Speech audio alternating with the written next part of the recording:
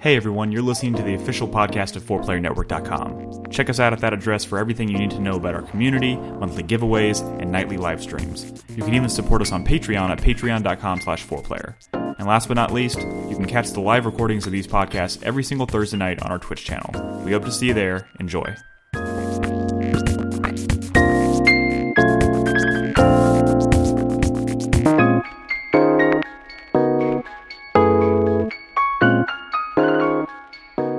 Welcome to 4Player Podcast. This is episode 634. It is March 19th, 2020. My name is Nick Henderson. I'm joined this evening by Brad Simons. Hello.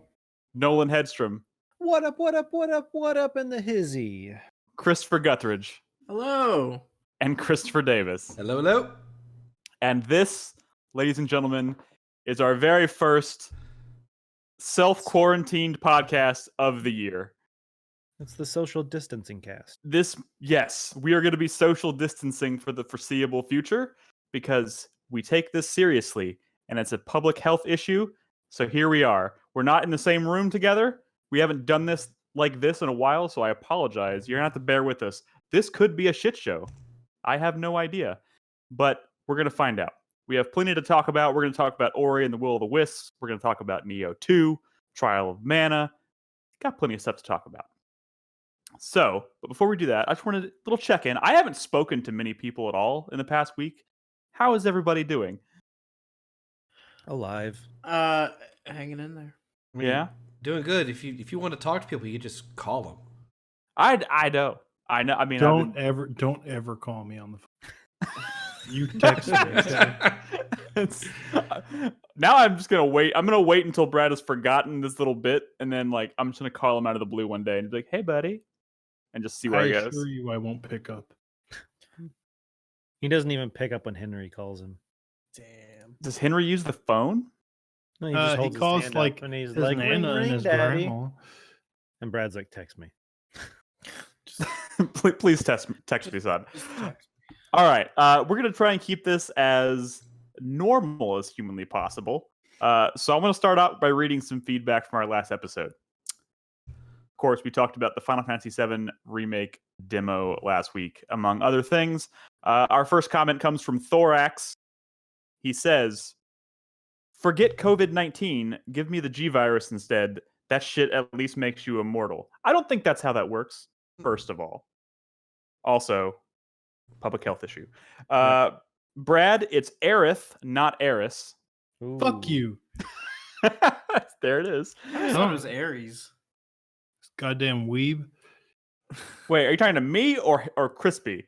Because I think No. Whoever calls Thorax Aerith is either a Kingdom Hearts fan or a weeb, and that's like that Venn diagram is a circle. Damn.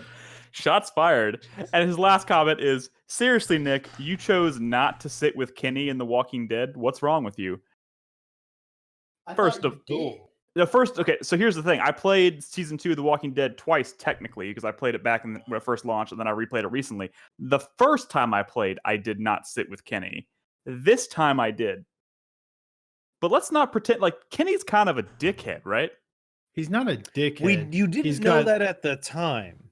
No, I mean, dickhead is not the term. He's always kind of been a Brad, but he's your trusted friend, Brad. You mean he's reliable?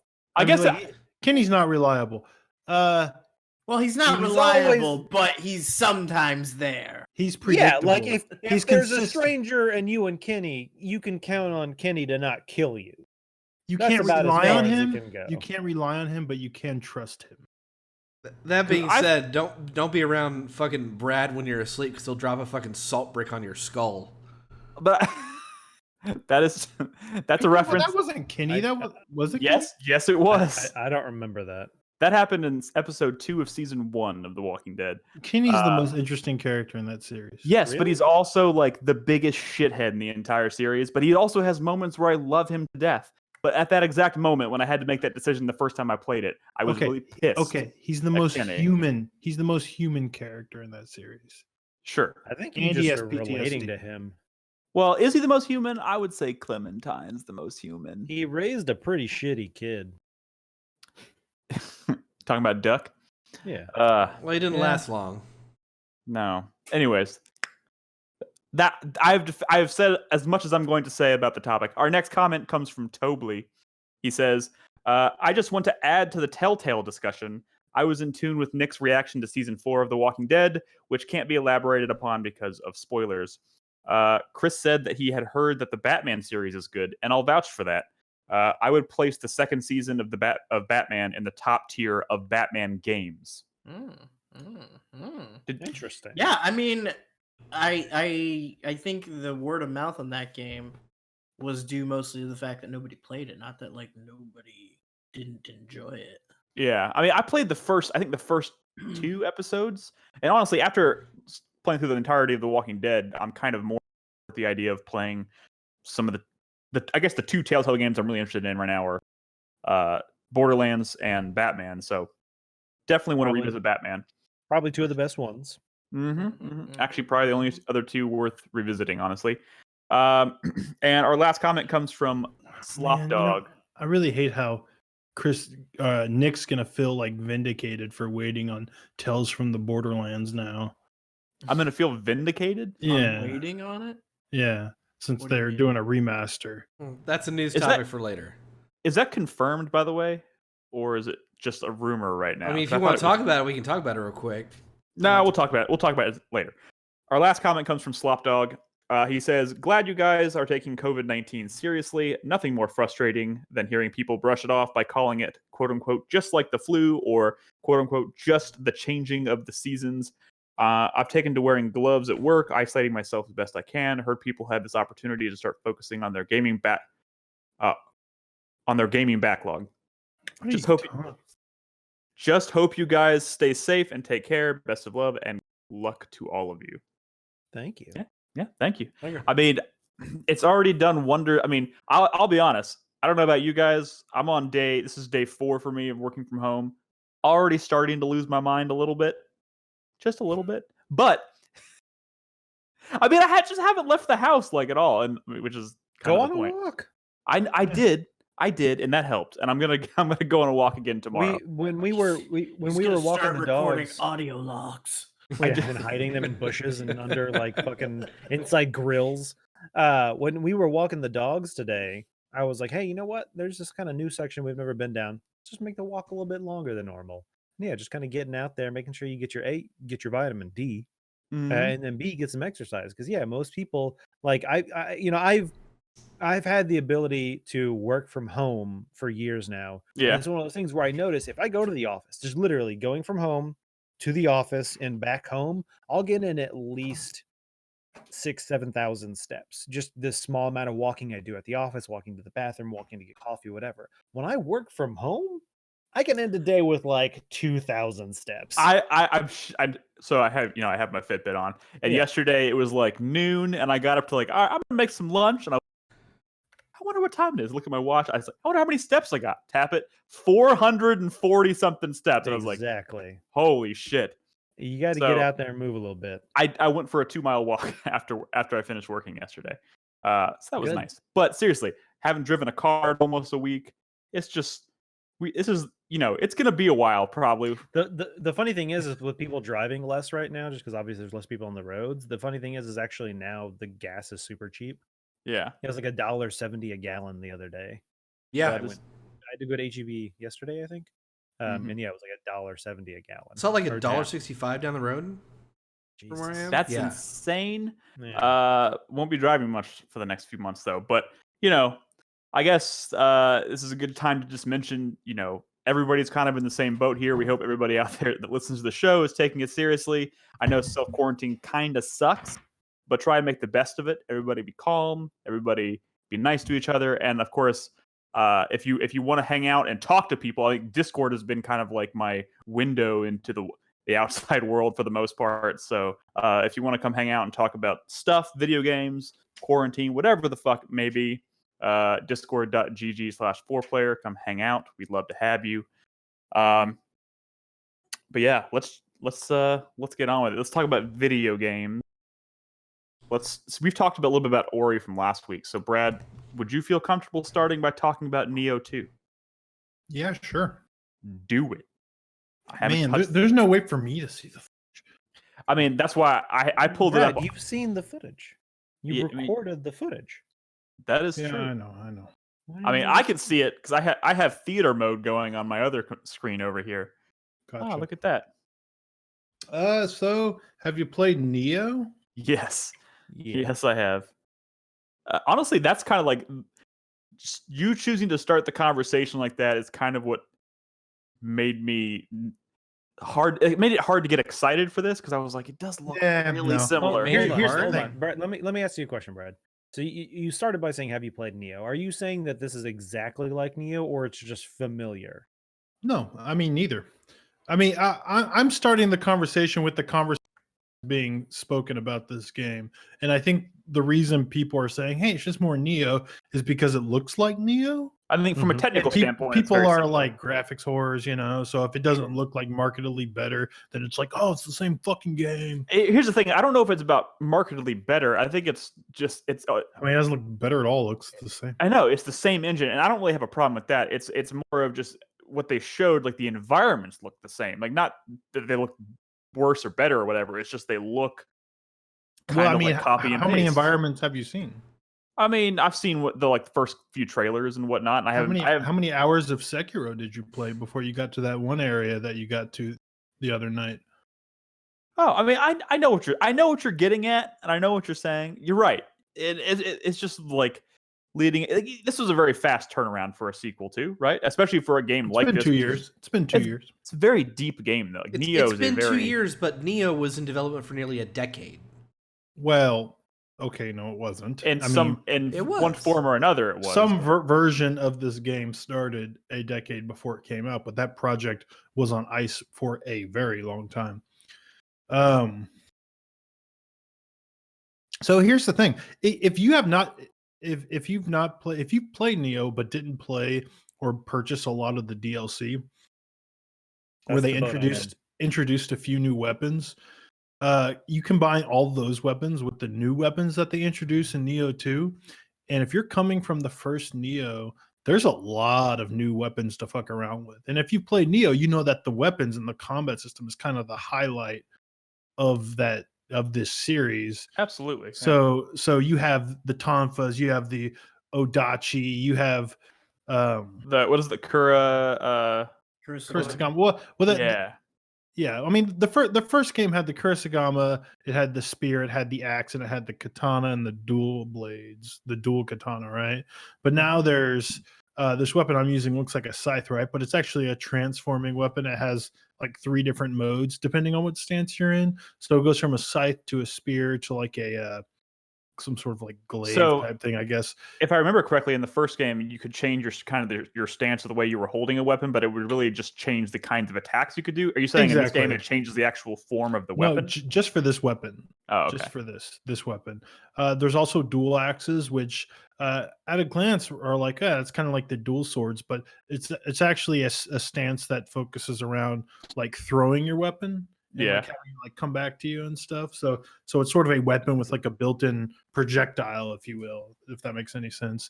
There's the Odachi, which is like, it was a DLC weapon in the first game, but it's the sickest shit. It's like, imagine a very heavy Sephiroth-sized katana.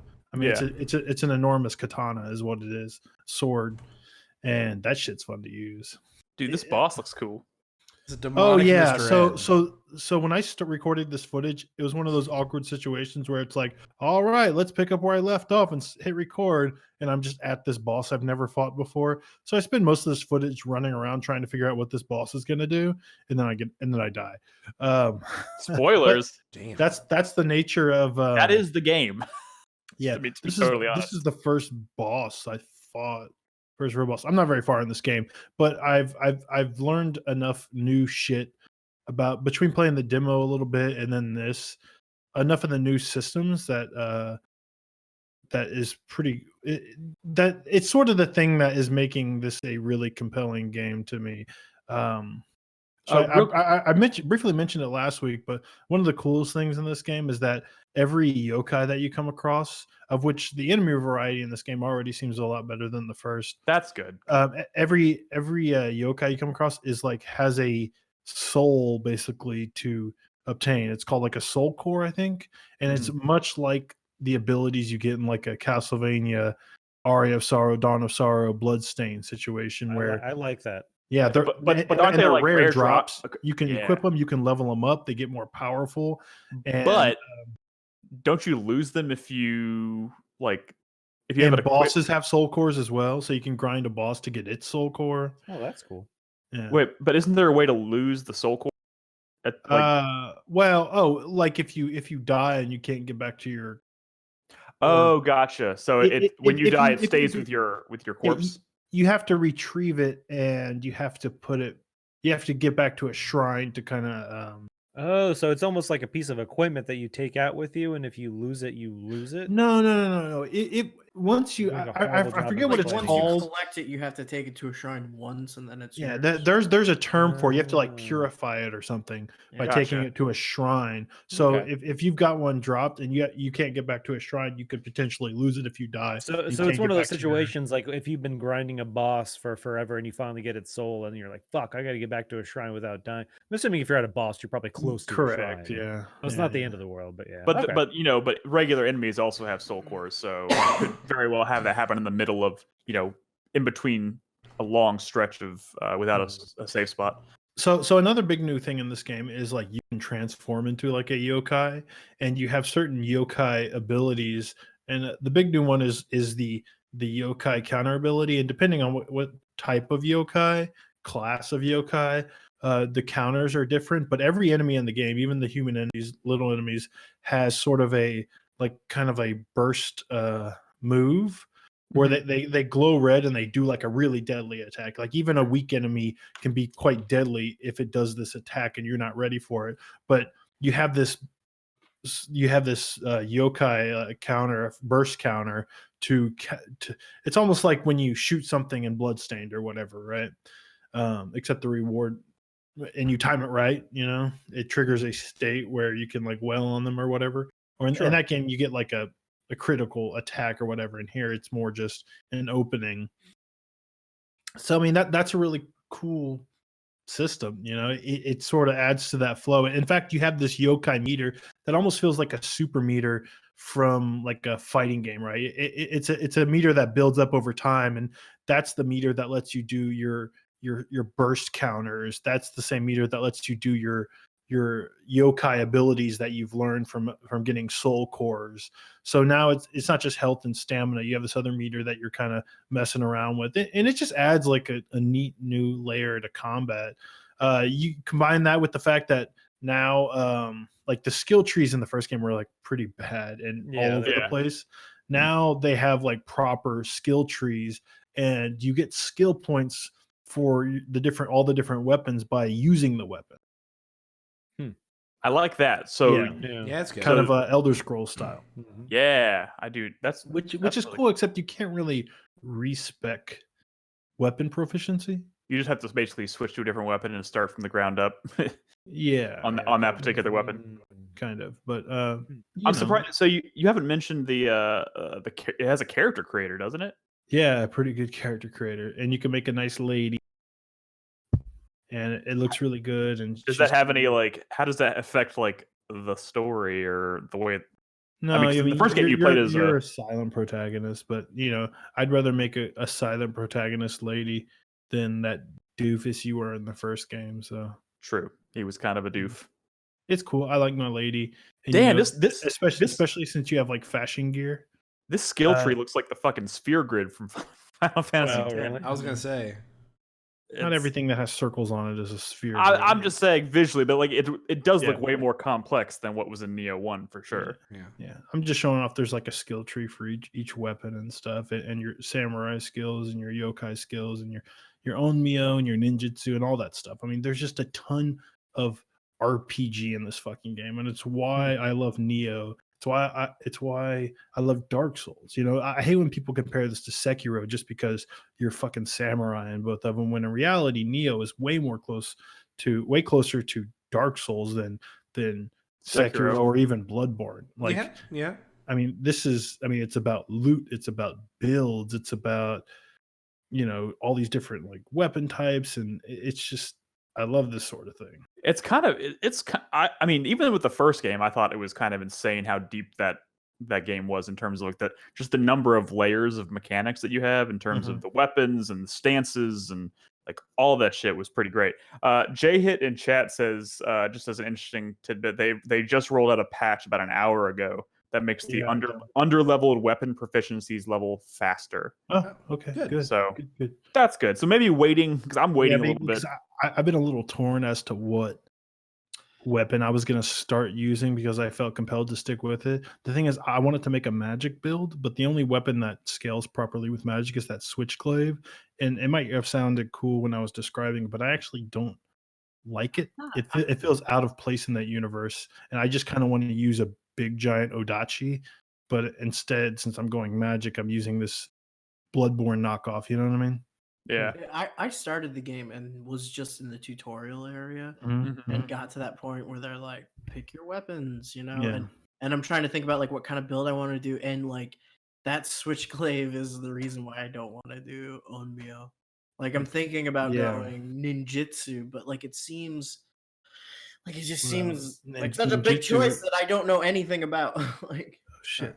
The stat that boosts ninjutsu is the one that scales well with the Kurosagama, which is a really cool weapon. And the Kurosagama is what I rolled with for almost the entirety of Nioh 1. Just use the fucking Odachi. It's so fucking cool. I mean, I'm definitely going to try and use something different this time. I just want to do like a straight fucking... I was thinking about just focusing samurai skills and just doing a straight katana. Like, and just be fucking... Oh, yeah. I mean katana's really good because it scales well with heart, which is what boosts your ki, which is your stamina. So it's just a really good all-around weapon. It focuses a lot on like counters and stuff, which is really cool. So I have a question. Granted, I played just like the original alpha of Nioh 1, so I really don't have a frame of reference. But in the boss battle that you were doing earlier, the boss had what appeared like 2 health bars.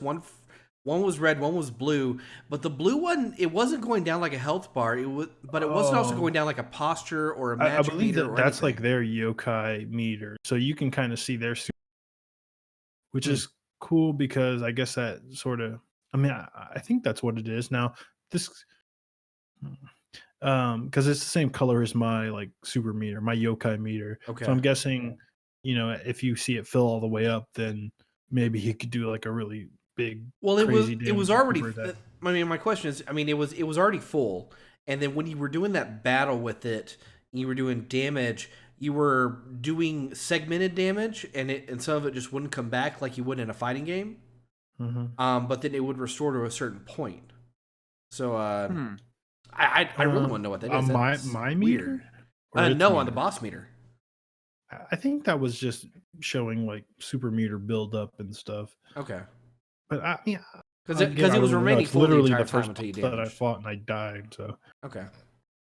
But I kind of just wanted to mention that I'm playing it and that it has a lot of cool new stuff, but I'm going to need a lot more time to. Farrakhan says the boss also has stamina, so perhaps that was a stamina meter, maybe that's in it. The thing was, it wasn't going down when the boss was doing attacks, so I don't think it's a stamina meter either.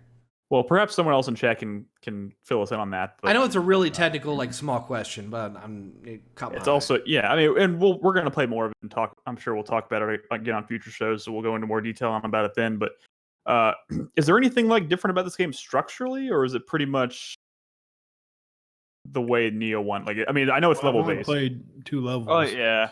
Well, that's probably the kind of thing we'll need to go into more detail about later because we all need to play more of it. I hear from reviews that the levels are bigger and better than the first game. That's good.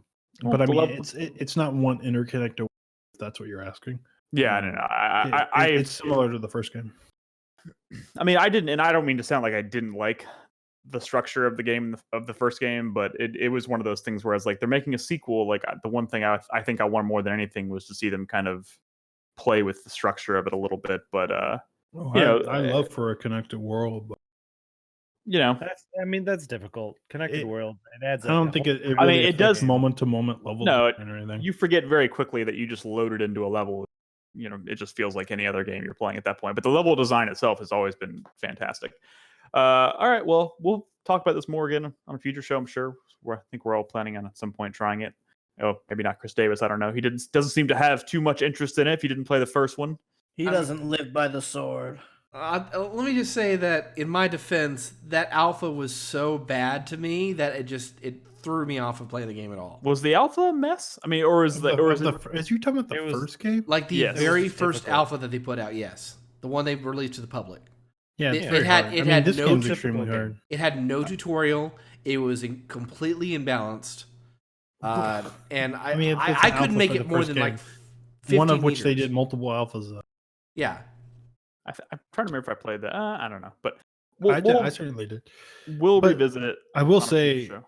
this game. I finished that first game, but man, this game was kicking my ass immediately. So it's gonna take time to get used to it again. Oh my god. I want to start it. It's sitting like 2 feet away from me right now. I want to start it.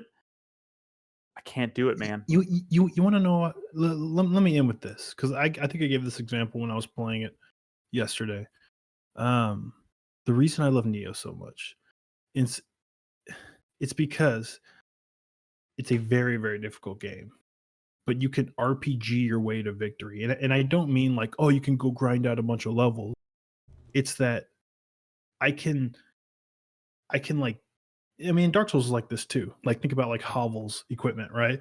Where if you can get to the point where you're fast rolling while wearing Hovels, that's the It's kind a of different thing. game. Yeah, It's you're focusing in on like equipment and stats to hit a breaking point that lets you sort of dictate the pace of or not the pace, but how you approach the game. I mean, I don't know. It's a good ass RPG. I mean, for people who are wondering why, I'm not.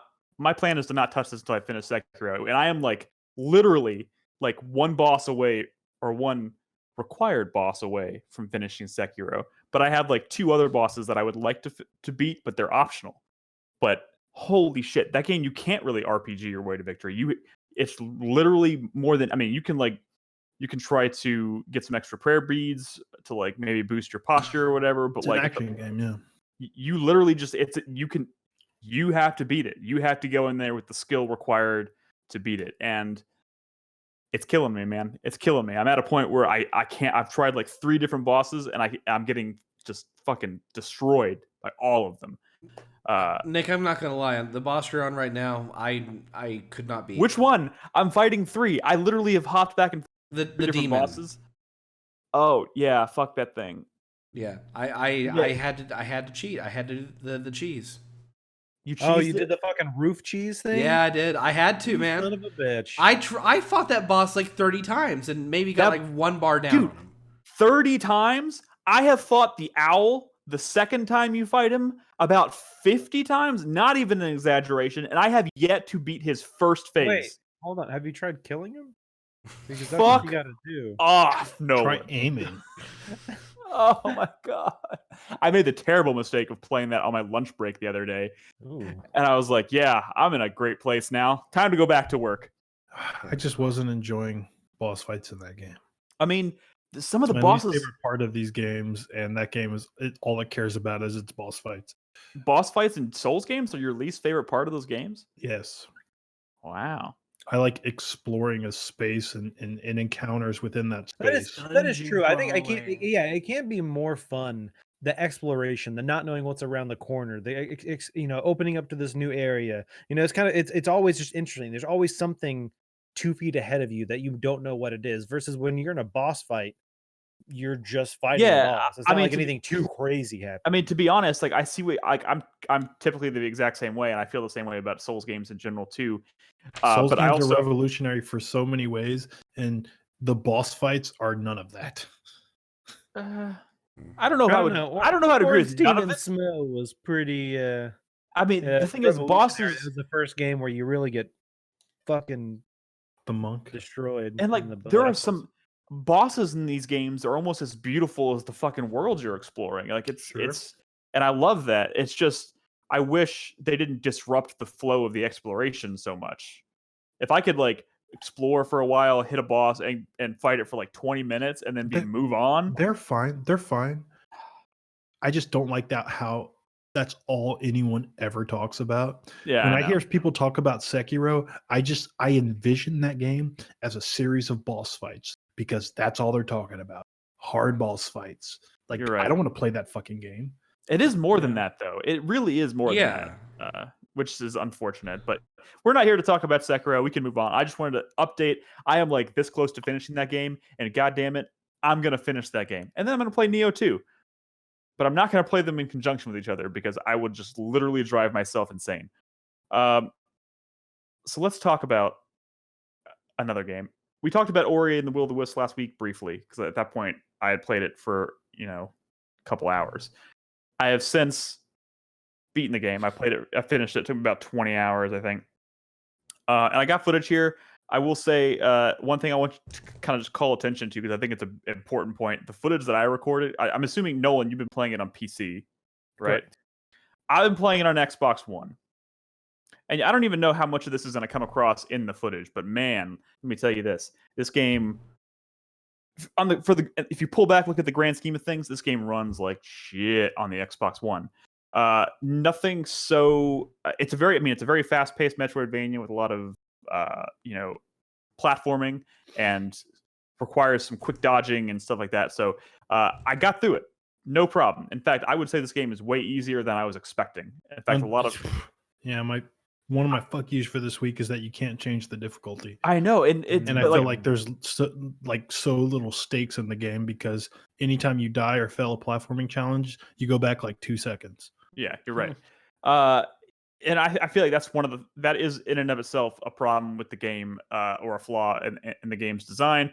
But overall, I found this game to be immensely just relaxing and fun to play, which is crazy because I remember playing the first one and thinking, God, that game is fucking hard.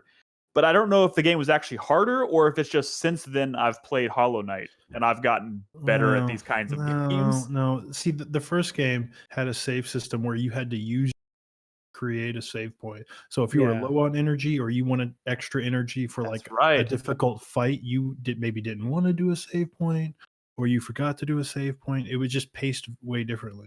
That's what I was going to bring up is I've only played an hour and a half, something like that. Yeah. But I have noticed that, the game is super like conservative and safe when it comes to saving the game for you and constant, like you're saying, like platforming challenges are almost negligible. And I haven't been to like a section, and I don't know if those exist, where it's like, oh, here's a giant section you have to get through of a platform. I haven't been there yet. Most of the platforming challenges I've been to so far have been fairly short. But yes, it does seem like whenever I die to spikes or whatever, the farthest I've gone back is like 20 feet. Yeah, I mean, it just saved.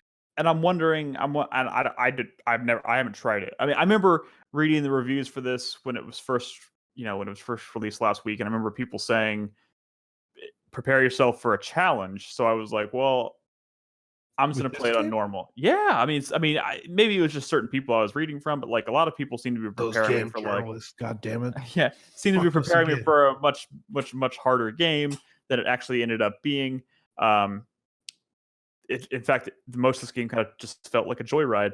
It was kind of almost like autopilot. But I will say this: like all of the abilities that you unlock in this game, all of the platforming, all of the exploration is a fucking joy.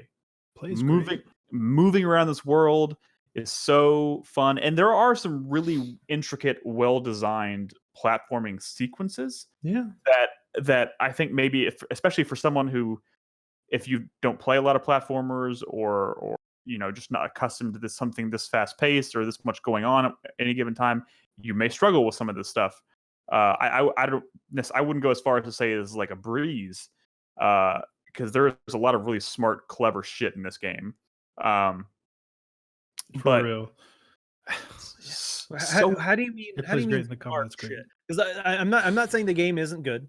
Like I said, I'm only an hour and a half, and I will say that I will echo what you had mentioned last week, that I guess it is kind of nice that early on the game rapid fire gives you a bunch of abilities and notches and badges or whatever you want to call them. And then it slows down dramatically. Well, I don't know about dramatic, but yeah, it does eventually slow down. It gives you like the stuff that you're usually like in a game like Hollow Knight, you're waiting for a while before you get to the point where you can double jump or you can dash. Like it gives you all that stuff super quick.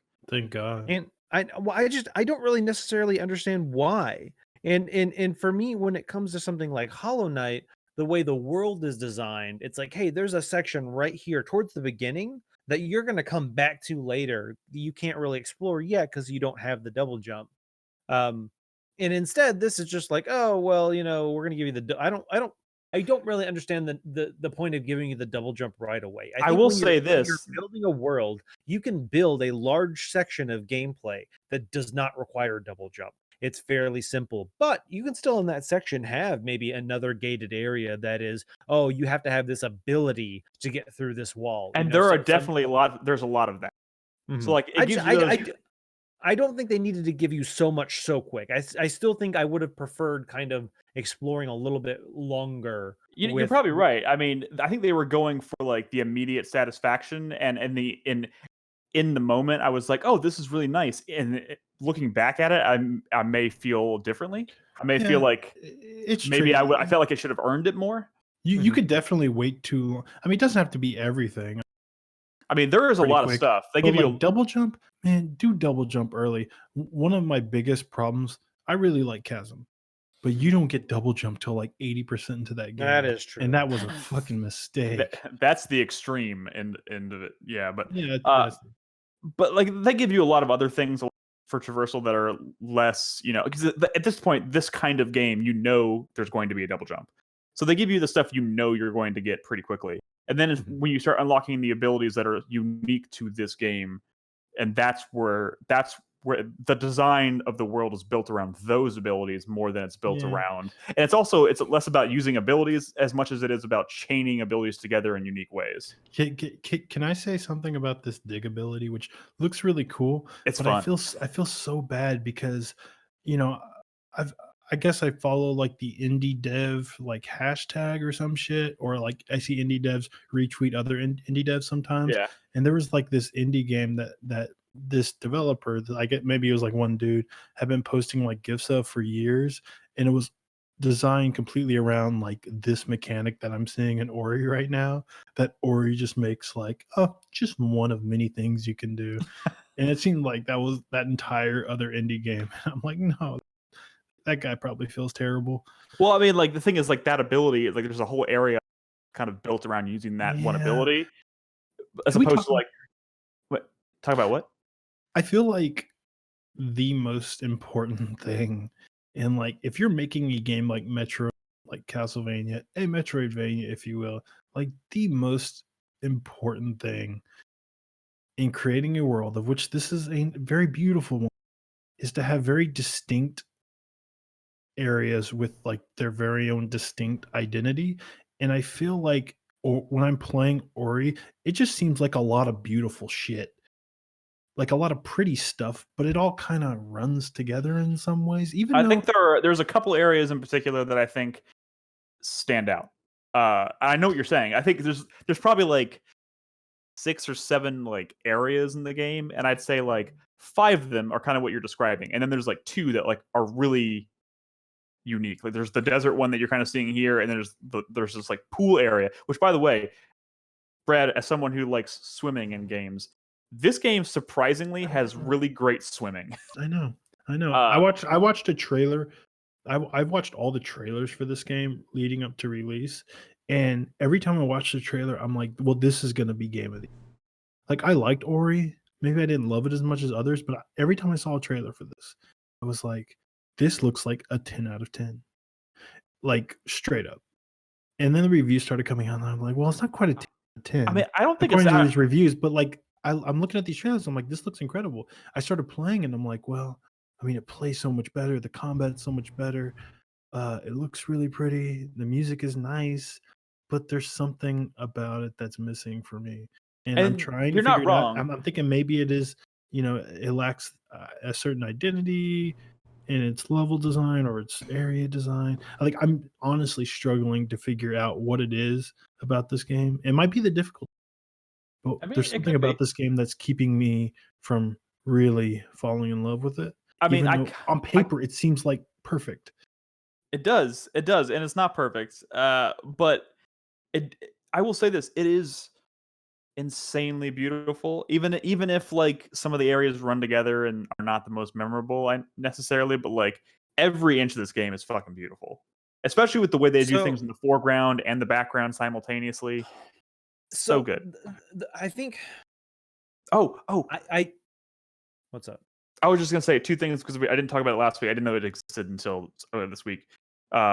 In addition to like getting abilities and stuff that you're using to upgrade your character platforming abilities, you're also finding things that you can give to craftsmen, but that are back in the like main hub village kind of thing that they can use to like build and add on to the village, and then that unlocks new ways to get to different parts of the village where you can find more secrets and shit, which I thought was a really nice touch.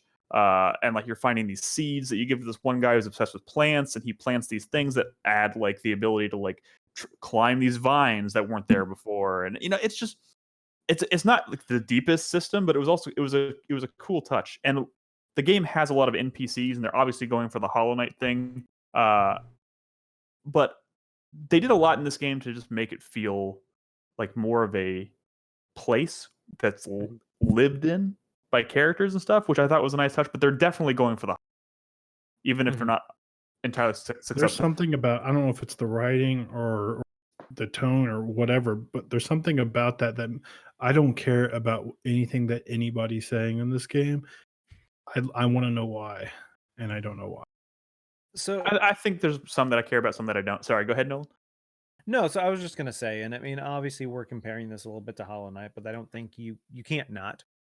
This game's coming out a year and a half to 2 years, however long since Hollow Knight. Yeah. It's hard not to compare them, but so far for me, and once again, I'm not super far in, only like an hour and a half, something like that. But so far, it seems like I don't see myself going back to that hub area for any reason yet. In Hollow Knight, what's the starting area, the little town? I can't remember the name. Oh God, you would ask me that. Someone in chat's gonna know, and they're gonna be mad. And it's something like Bastion or something. Dirtmouth. Dirtmouth. Was it Dirtmouth? I don't know. None of them say it out loud. No, it's like Dartmouth, but this looks really cool. What you're doing in But anyway, I found myself, obviously going back to that hub area quite often because, yes, there were people you had to sell or buy stuff from and whatever. There's that huge section off to the left side that you couldn't access. There was a huge section off to the right. I just felt like there was a lot of areas that were very well gated.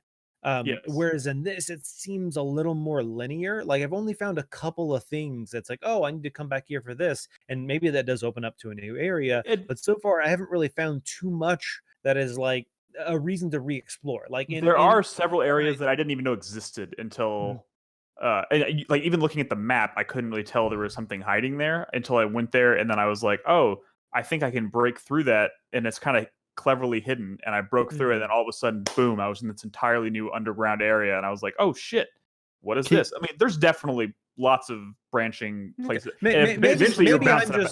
Maybe I'm just too early. It's just so far I haven't gotten that feeling yet, and maybe I will. I'm just not there yet. Can the game be too polished, too like smooth?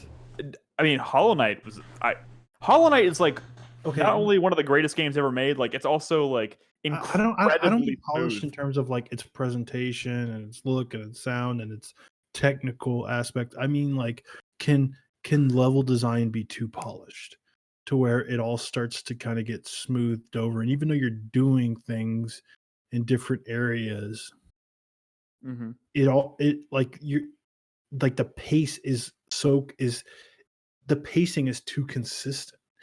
One of my a Metroidvania I played very recently, Monster Boy and the Cursed Kingdom, had like areas that were so like, remember when you got to like the haunted mansion? Yeah, the castle, the mansion. Like, the pacing of that was like so different than any other area.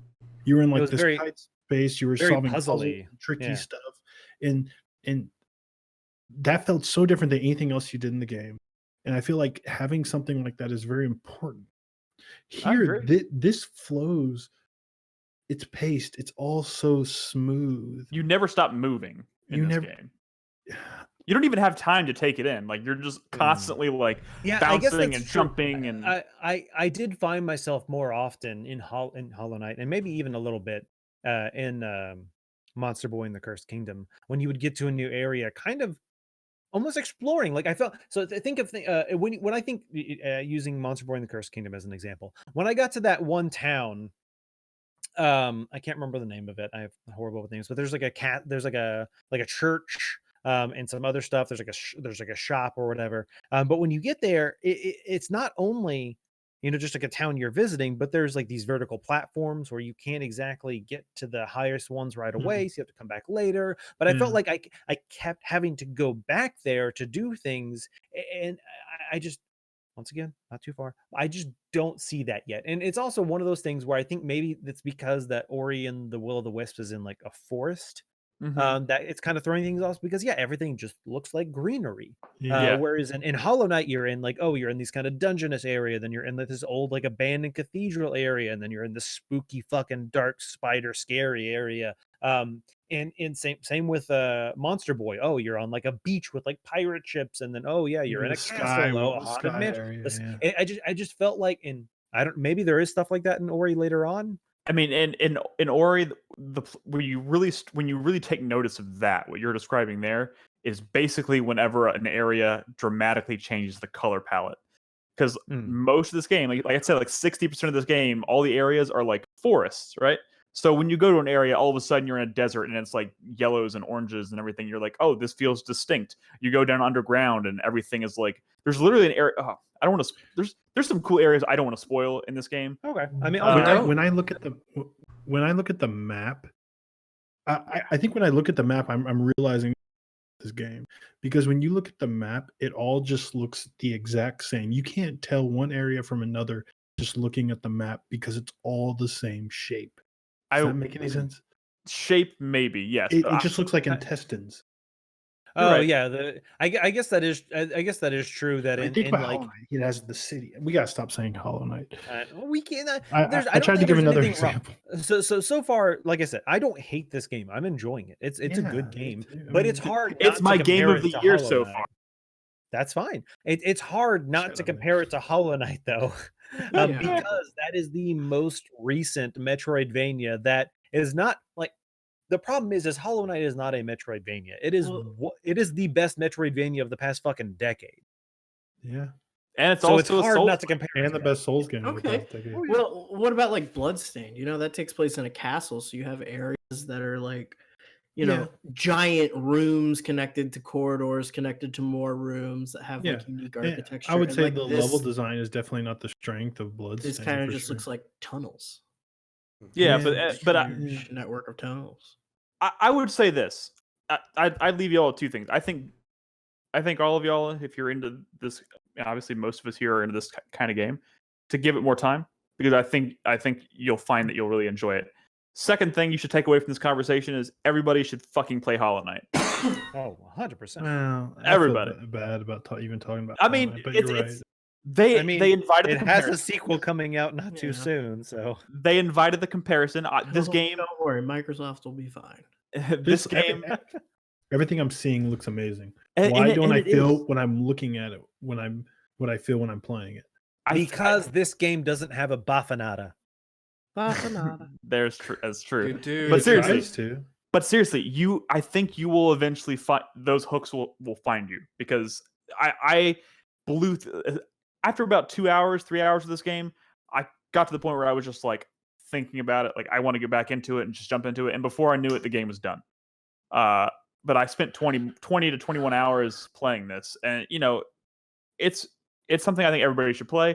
I think it's one of the better games that's come out so far this year. That's not saying a ton, because not a lot has come out this year, but it takes a lot of inspiration. It takes a lot of inspiration from Hollow Knight, and I think for the most part, it's for the better. Mm-hmm. Just play it on PC. The improvements it's made over the first game, which was a good game. It's just the problem is we are now in a post Hollow Knight world. Ori and the Blind Forest came out before Hollow Knight, and it was a great game. We all raved about it. Every one of us loved it. And then Hollow came out, and Hollow Knight came out, and we were all like, "Fuck, this is a really fucking good game." You know and what? Since then, we can't not compare it. I know it's but since then I've played Bloodstained. I've loved Bloodstained. Bloodstained was great too. And like Hollow Knight does things that Bloodstained in certain ways is an embarrassment compared to Hollow Knight, right? In terms of like its polish and its look and its level design and its world. So I will say named like all these things. Yeah, hold on. I certain things so well that I compare. I think Bloodstained and Hollow Knight are Metroidvanias, but I think they are different. I think the way it approaches combat, the way it approaches like magical items, it is more Castlevania than Metroidvania. But I think the way it approaches combat is in just the way you interact with the world and how your abilities work and how your transformations and all that stuff. I think the way that works is so different from Hollow Knight that I don't often compare them. But the way Ori works is so fucking close to Hollow Knight. You're this tiny character, correct, who uses these badges or whatever they're called, and these skills in this, and you only have so many you have to assign to slots. I will say this: I didn't find myself switching those badges, quote unquote, out nearly as much in this game as I did in Hollow Knight. And I think that says something to maybe how because it's not very difficult. It's not very difficult, and I don't think in Hollow Knight. Hollow Knight, you had to. Some of those badges are so tempting, like they're so good. You're just like, oh, that sounds awesome, and I feel like there's a lot less, like most of them are not super tempting in this game. And maybe it is a challenge-based thing, because I will agree with Brad that there were multiple times in Hollow Knight when I was fighting certain enemies where I was like, you know what, this badge that I always use, completely useless in this fight. There's no reason for me to use this. I'm going to switch to this other badge and now try the. And so I definitely have found myself having to kind of switch those in and out. Whereas in this, like, I don't really find myself, like, I mean, once again, not too far, but I don't see so far me having to switch those in and out too much. I'm going to be honest, there's not a ton of bosses in this game. But I only found myself switching at a badge. I'm calling them a badge. I don't know what the fuck I don't remember what they're called. I don't remember. I switched out a badge for the sake of trying to change a strategy and beat a boss once in this game, which is, I think, it's saying something. But it's great for other reasons. Last thing I'll say, if this game was constantly, as far as its like art style and like its approach to, have y'all ever seen The Secret of Nim? Yeah. This movie reminds me of The Secret of Nim. Game. And what? You said this movie. Did I? Sorry. This game reminds me of the movie The Secret of Nim. Sure. That movie scared the shit out of me when I was a kid. This game is pretty cool. It's pretty cool. Let's just leave it at that. I hope you guys play more of it. I'm going to keep going. I'm interested to hear what y'all think later on.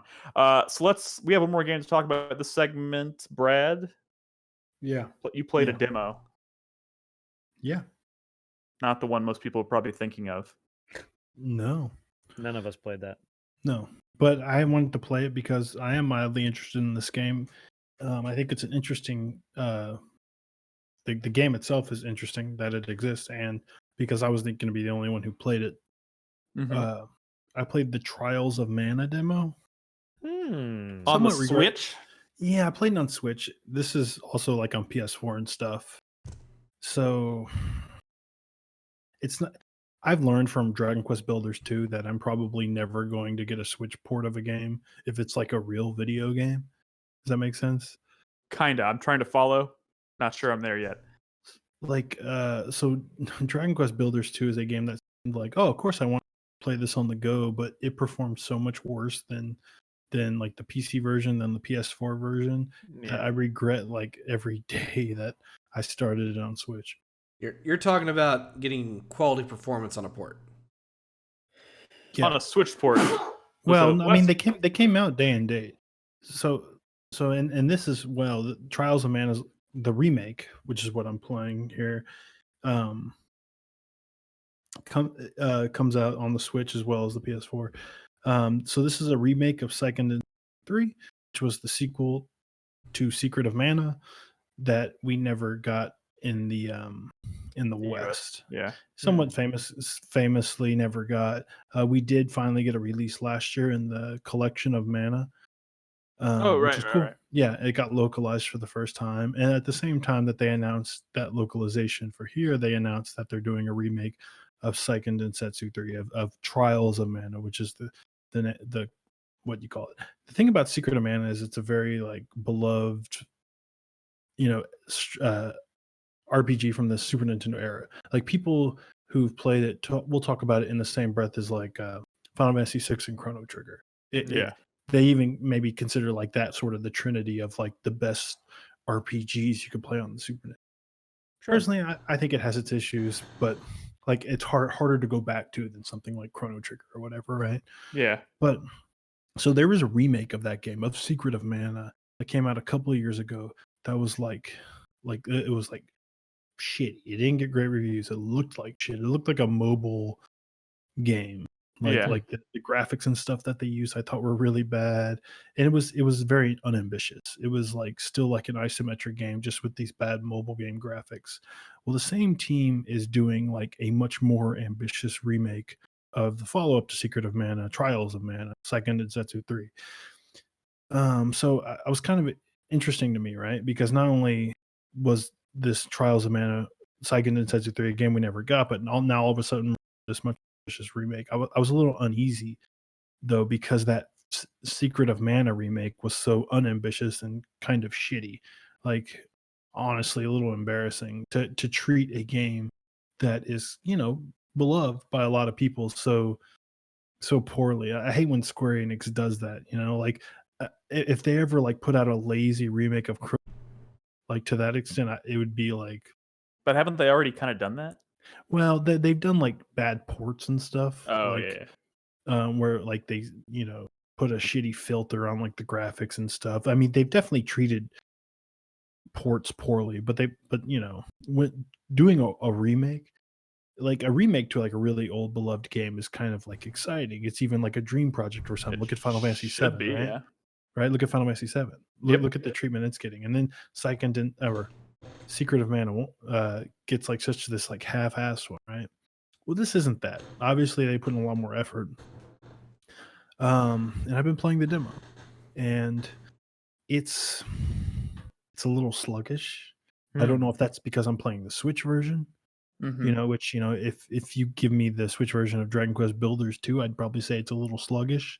And that might, but it might not be a tech issue here. It might just be sort of the way the game is designed or programmed. Yeah. It's an action RPG, but you know, this doesn't feel like a Tales of game. You know what I mean? They've been refining 3D, I mean, side scrolling and then 3D action RPGs for years and years and years. This team made that bad Secret of Mana remake. So, I mean, it doesn't seem like they've have a lot of experience doing this, but it's not bad. It's okay. I will say that I thought this was going to be a lot worse than it was. This feels kind of like a pretty fun like PS2 era JRPG, of which, you know, great JRPGs came out in the PS2 era. And from that perspective, it's kind of cool to get like this Super Nintendo game, which we never got over here. And honestly, like Secret of Mana, Trials of Mana is a little bit hard to go back to on the Super Nintendo, even though it's a really late era Super Nintendo game. It's got its issues. It's nice to see it like in a new form, even if it's like a PS2 feeling form, but one where it seems like they care a lot more. Like, you know, there's voice acting, there's cutscenes, and it's okay. I mean, I've played a fair amount of that original game back in the day via emulators and stuff and fan patches, and even though it's a very different like perspective of that game, like it feels very like I'm remembering stuff from that original game, like even like certain angles and stuff, and I'm like, that's actually kind of cool. But you know, all I've done is played the demo, but it's given me enough hope that I'm probably gonna, you know, try this game when it comes out. Uh, you've heard me dump a lot about on Octopath Traveler, Yes. you know, because it's all about, oh, pick the characters you want and meet the other characters and have, you know, your story or whatever. Well, Seiken Densetsu 3 was doing that shit back in, you know, the mid 90s. I mean, it's very much like that too. When you start the game, there's 6 characters. You can pick any 3 that you want, and it'll follow their stories, right? And they'll meet the other characters and their stories will interconnect. and but it's actually has a story like Octopath Traveler where the characters aren't really interacting with each other. Shots fired. This feels kind of exciting when you meet one of the other characters that you chose from the beginning. Like, so in this game, you'll meet and you'll do the beginning story with a character. When you meet another character in the world that you've chosen from the beginning, you'll go back and do their story setup, much like Octopath Traveler. But then you know, they become a part of your party and their stories combine going forward. It's very different. When you started this conversation, you about performance and stuff. So does this demo give you okay? Yeah. No, it runs okay. It just feels a little sluggish, and I don't know if Yeah. that's because it's the Switch version or if that's just because that's how it's designed. Have you been playing it handheld only or docked? Only handheld, which could be another thing as well. Yeah. Dock that shit. This is a game I'd probably just get on PS when it comes out. I don't know if it's going to be a buy, but I'm definitely compelled enough to rent it for sure. It's cool. I mean, it's cool. I'm excited. When this first thing got announced and people were like, well, I'm not going to play Seiken Densetsu 3. I'm not going to play the Super Nintendo version, which we're finally getting for the first time after, you know, fucking 15, 20 years, right? People, I'm just going to wait for this remake. And when that narrative back then was like, what are you fucking doing, dude? Play the Super Nintendo one. This remake could be shit. Why are you ignoring this like game that from the past that people really love, right? You know. And I was like, and that remake could be kind of shitty. But now that I've played the demo, it could be all right. It could be all right. Maybe this is a good way to experience Seiken Densetsu 3, aka Trials of Mana. So how beefy is this on my radar now? Huh? What? Sorry. I don't know what you said, but the demo is quite lengthy and your save data carries over. So you can make your character choices, you can start playing the game, and it'll all carry over when the full version comes out. That's the new hotness, carrying over the save data. Speaking of classic RPGs that everybody loves, when the fuck are they going to do anything with Chrono Trigger to like modernize it? You know what I mean? Like, you isn't don't that need to modernize Chrono Trigger? I mean, no, but like they should make another one. I mean, even if it like, when is that going to be ported to Switch? Why has it not been ported to Switch yet? Why do I have to like play inferior versions of DS? I know. I mean, and maybe I should just bite the bullet and go seek out the DS version and play it. I do want to play it, but like it's either that or borrow Chris Davis's SNES Mini for 6 more months to play it, and like I don't want to do that. And never do it. Yeah. I know. I don't want to do. It's just not optimal. And same thing with Final Fantasy VI. Why is that such a pain in the dick? I have a friend. I did have a friend who offered to lend me he has a copy of the Final Fantasy Anthology, right? Didn't that have Chrono Trigger and Final Fantasy VI on it or something? Is that? Yes. On PS1? Correct. Yeah. Marcus said he would lend me that when I told him I hadn't played it. I have that disc. Wait, no. No. Oh, sorry. I was watching this footage. Hey, do not play the PS1 version of Chrono Trigger, whatever you do. No. Terrible. Or Final Fantasy VI. Those are both terrible versions of those games. The DS version is actually the best version. Or the Super Nintendo version. But I don't own a Super Nintendo, and I'm not going to go seek out a Super Nintendo so I can play this. A mini. It has an HDMI I know. cord. It plugs into your TV. I know. He lent it to me for 6 months, and I never plugged it in. It's just not going to happen. That's on you. Don't play. I know it's on me. Don't play the PS1 version. It's on really Square Enix. Like that game is a classic.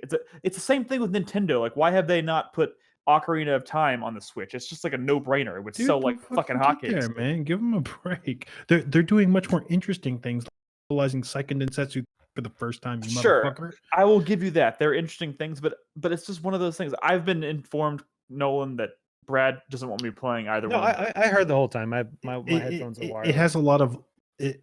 This is a PS1. The port on PS1 is really slow and clunky because they weren't designed to be played off of CDs, and there's loading, even pulling up a menu. It feels sluggish and like. Well, it's funny you mentioned that because I just played the entirety of Ori and the Will on the Xbox One, and let me tell you, it takes about 2 seconds to pull up the menu every time you have to go into it. Really? Well, yeah. I didn't spend enough time talking about the technical hiccups with the Xbox One version.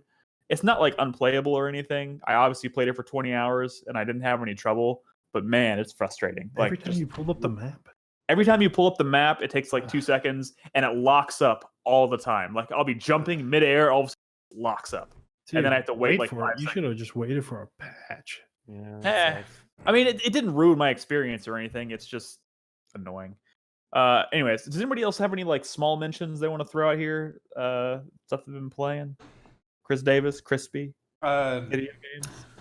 Well, I just been playing a bunch of Warzone and Overwatch And damn it, man, I want you to bring footage of Warzone next week. because all my friends that I play those games with are bartenders, Yeah. so they don't have jobs. Oh man. It kind of Yeah. sucks. But, By the way, that laugh wasn't meant to be insensitive. That was just Yeah. like, oh, that's a funny chain of like turn of events. kind of Fuck. fucking weird. Although it might get better because apparently Texas is gonna start allowing booze delivery. Oh yeah, I saw that. Alcohol Yep. delivery. Bartenders. Like you might can have a delivery mixed drive. drink delivered to you. I just had a Yeah. mixed drink delivered to me. Mhm. You gotta let the nice. bartender sleep on your couch, but yeah. Oh, fair enough. Um, Fair enough. yeah, I'm sorry I didn't get any footage for fucking all good. Warzones, but it's really cool. It's broken the Apex Legends spell because Wow. which For is now. great because Apex Legends is an infuriating game. And You broke one battle royale spell with another.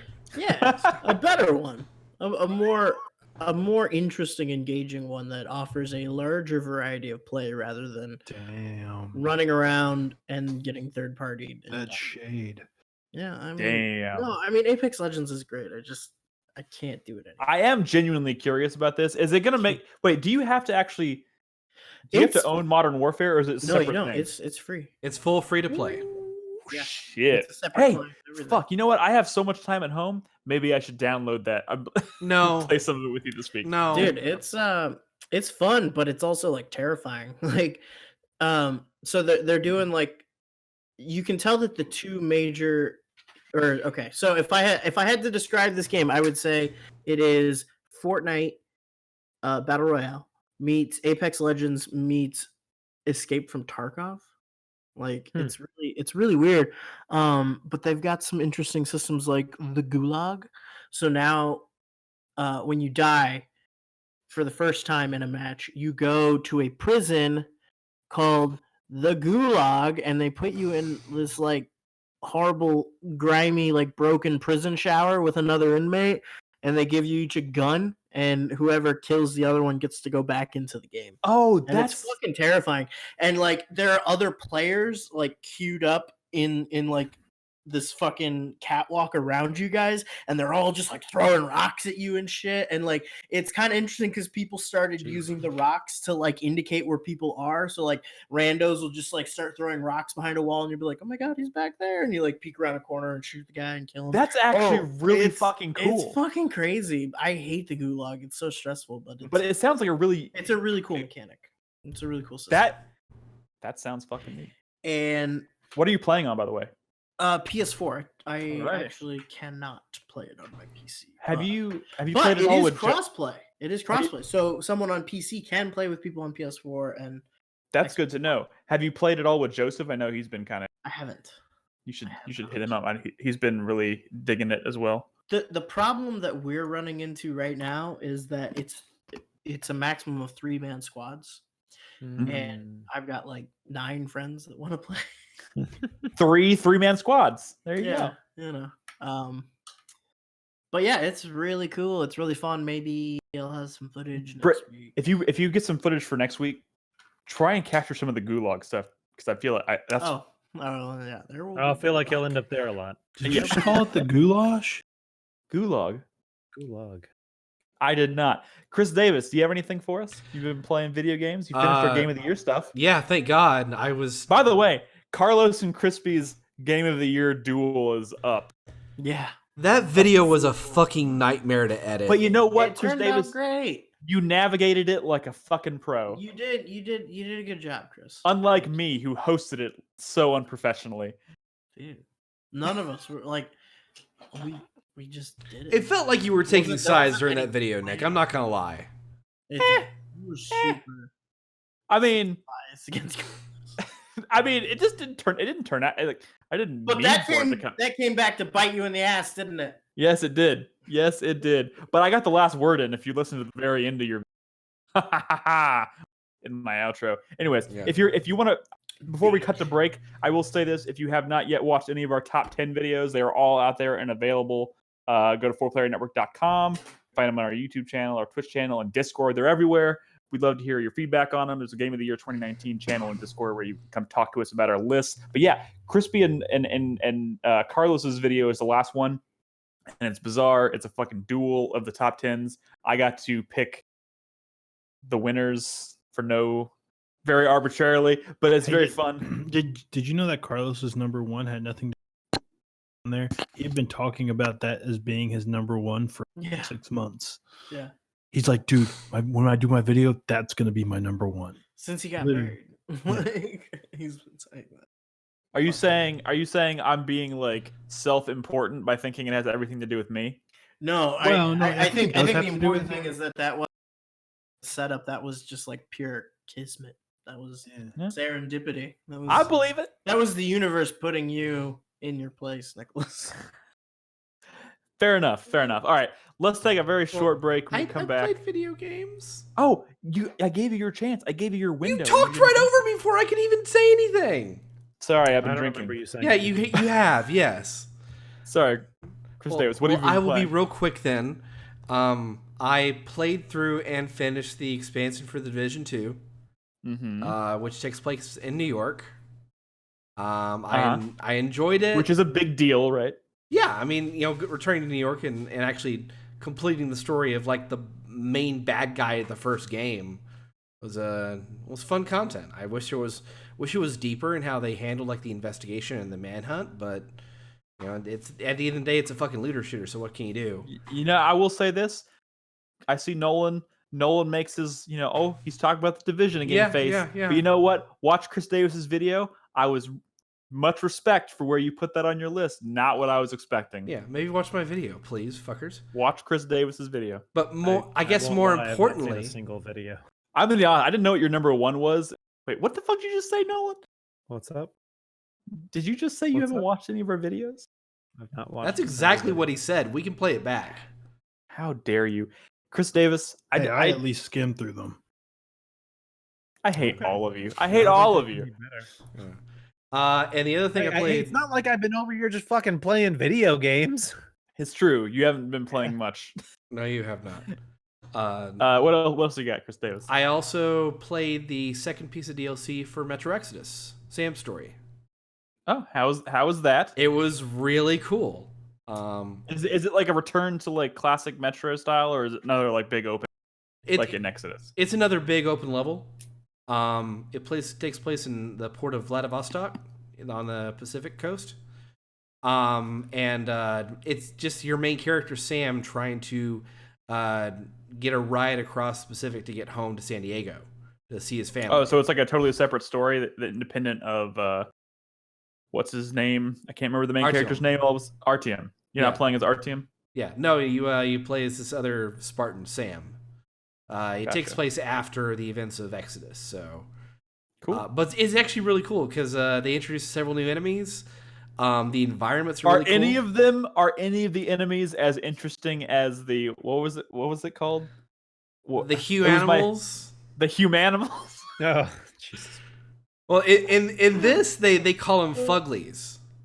Are you fucking kidding me? The locals call them Fuglies. And what the locals do, some bandits will go into the breeding grounds for the Fuglies. They will capture them and slightly domesticate them to use them as like guard dogs and shit. Okay, but they're not people, right? No, they're mutants. Okay. Yeah, which makes them not people. Yeah, they're not people, Nick. What are they called again? Fuglies. Fugly humanimals. Look, dude. The fugly humanimals. We're in a global pandemic. A lot of people are losing their jobs. We talk about video games. Sometimes we're so cynical. We're like, "Oh, shut that studio down." It's very mean because you like people When do we say that? This just got real. livelihoods. People are losing their livelihoods when we talk shit about these games or they fail, right? Yeah, And we make fun because of them. of us. Yeah, I'm pretty sure Not- we're not doing because of that. us. Who are listening to us. Not because of us, but it's very insensitive, right? Because these are people's livelihoods. Yeah. With that said, they should literally fire the person that names the shit in this universe. I was like, You where heard is it here this first. going? I Is mean, is it the author who wrote the books? Yes. If Are they just not good books? I mean, There's I no don't way think the author wrote Humanimals. Human. every time, If he every wrote time I, Humanimals, Well, they he should wrote find it in different Russian, source so material. it made more sense. Yeah. every time someone says humanimals, I think of Animorphs for some reason. The Yeah. Fuglies, Or- Humanimals. Or Dan and Humanimals. They should. There you go. They should fire that person. And if it's the author, they should find different source material and cancel this series. I fuck thought you you. were gonna say like burn. How his dare books. you? How dare you, Brad? Shut the fuck up. That was intense, but The fun. they like Is I this- said, they introduced several new enemies, several new weapons. The entire map is like one giant fucking swamp. That really has a lot of good atmosphere going on for it. My only regret with this content is that, like the rest of Exodus, it really doesn't go into like the mysticism and spirituality stuff that the first two games were really good at. No supernatural shit. Yeah, unfortunately not. But what the content there is good. They brought back the spiders. Remember the spiders? Oh, yes. And now You they mean from the now they underground introduced. area? Oh yeah, now they've introduced a version of the spider that's electrified and will shut down like any power source around it. So if it comes at you, you're gonna lose your flashlight, which is like your main defense against spiders. Oh, so like I don't it's like understand the logic behind that. Spiders. You Why mean would the an knifey electric feets. spider shut down my flashlight? it drains electrical currents in the air or yeah, something. it So just your it just shuts flashlight down all the power. useless. It's like an EMP. So it's thing. EMP. It's Yeah. not electrical. There we go. Yeah, they're Electromagnetic pulse. It's literally electrical. Exactly. Well, I mean, electrical makes it sound like there's sparks coming off of it. Like I mean, it's a there robot are spark. sparks coming off of it. Like and it's like an arcing electronic lightning. flashlight. Flashlight would get like brighter. Well, this I get- conversation is devolving. Yeah, But this is important. I'm never gonna play this game, Nick. This is important. Oh, kind of like Brad. yeah, because I had it installed on my computer for a very long time. You know, every time You I say bitch. something and I'm like, No, Like, I did. It's I'll on say- Game Pass. I'll Xbox say Game something, Pass. and then Brad will be like, "Did you know that Nick has that on his shelf but never played it?" You do that to me all the time. Now you're doing it, Yeah. you punk ass. Yeah, Brad's a hypocrite. Are you new to should- this, Nick? You're right. Are you saying having it installed on my computer doesn't count for it? No. I installed it because I thought, maybe I'd. Well, maybe you should. Well- It's not still installed, is it? Well, I if don't you- think so. if you enjoyed Exodus or if you actually played Exodus, this Do you know content when is I- actually pretty good. Do you know when I uninstalled it? Don't it was tell me. After your fucking top 10 video. You son of a bitch. That's a I'll- true fucking story. You want to know what's funny? Metro Exodus was on my top 10. It was on my top 10. I even wrote the script and everything. It was on my top 10, and then It was on your and then top 10. It Or was what- my what- number.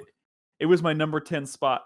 But Nick, what ended up becoming your number 10? I don't know. You have to watch my video. You punk. Was it ass. Control? Yes. You. So if Metro made the list, Control wouldn't have made it? Yes. It Whoa. was back and forth. That's fair. Whoa, that's Back crazy. and forth. That's great. They You- both suck. Yeah. How dare you? By the way, I'm the DLC just for kidding. I almost called it the DLC for Alan Wake. The DLC for Control was just announced. I'm pretty excited for that. Anyways, we need to take a quick break. When we come back, we're gonna talk about some news, answer a couple questions from our supporters on Patreon, and wrap up with the 4-player minute. So if you're watching us live, don't go anywhere. We'll be right back.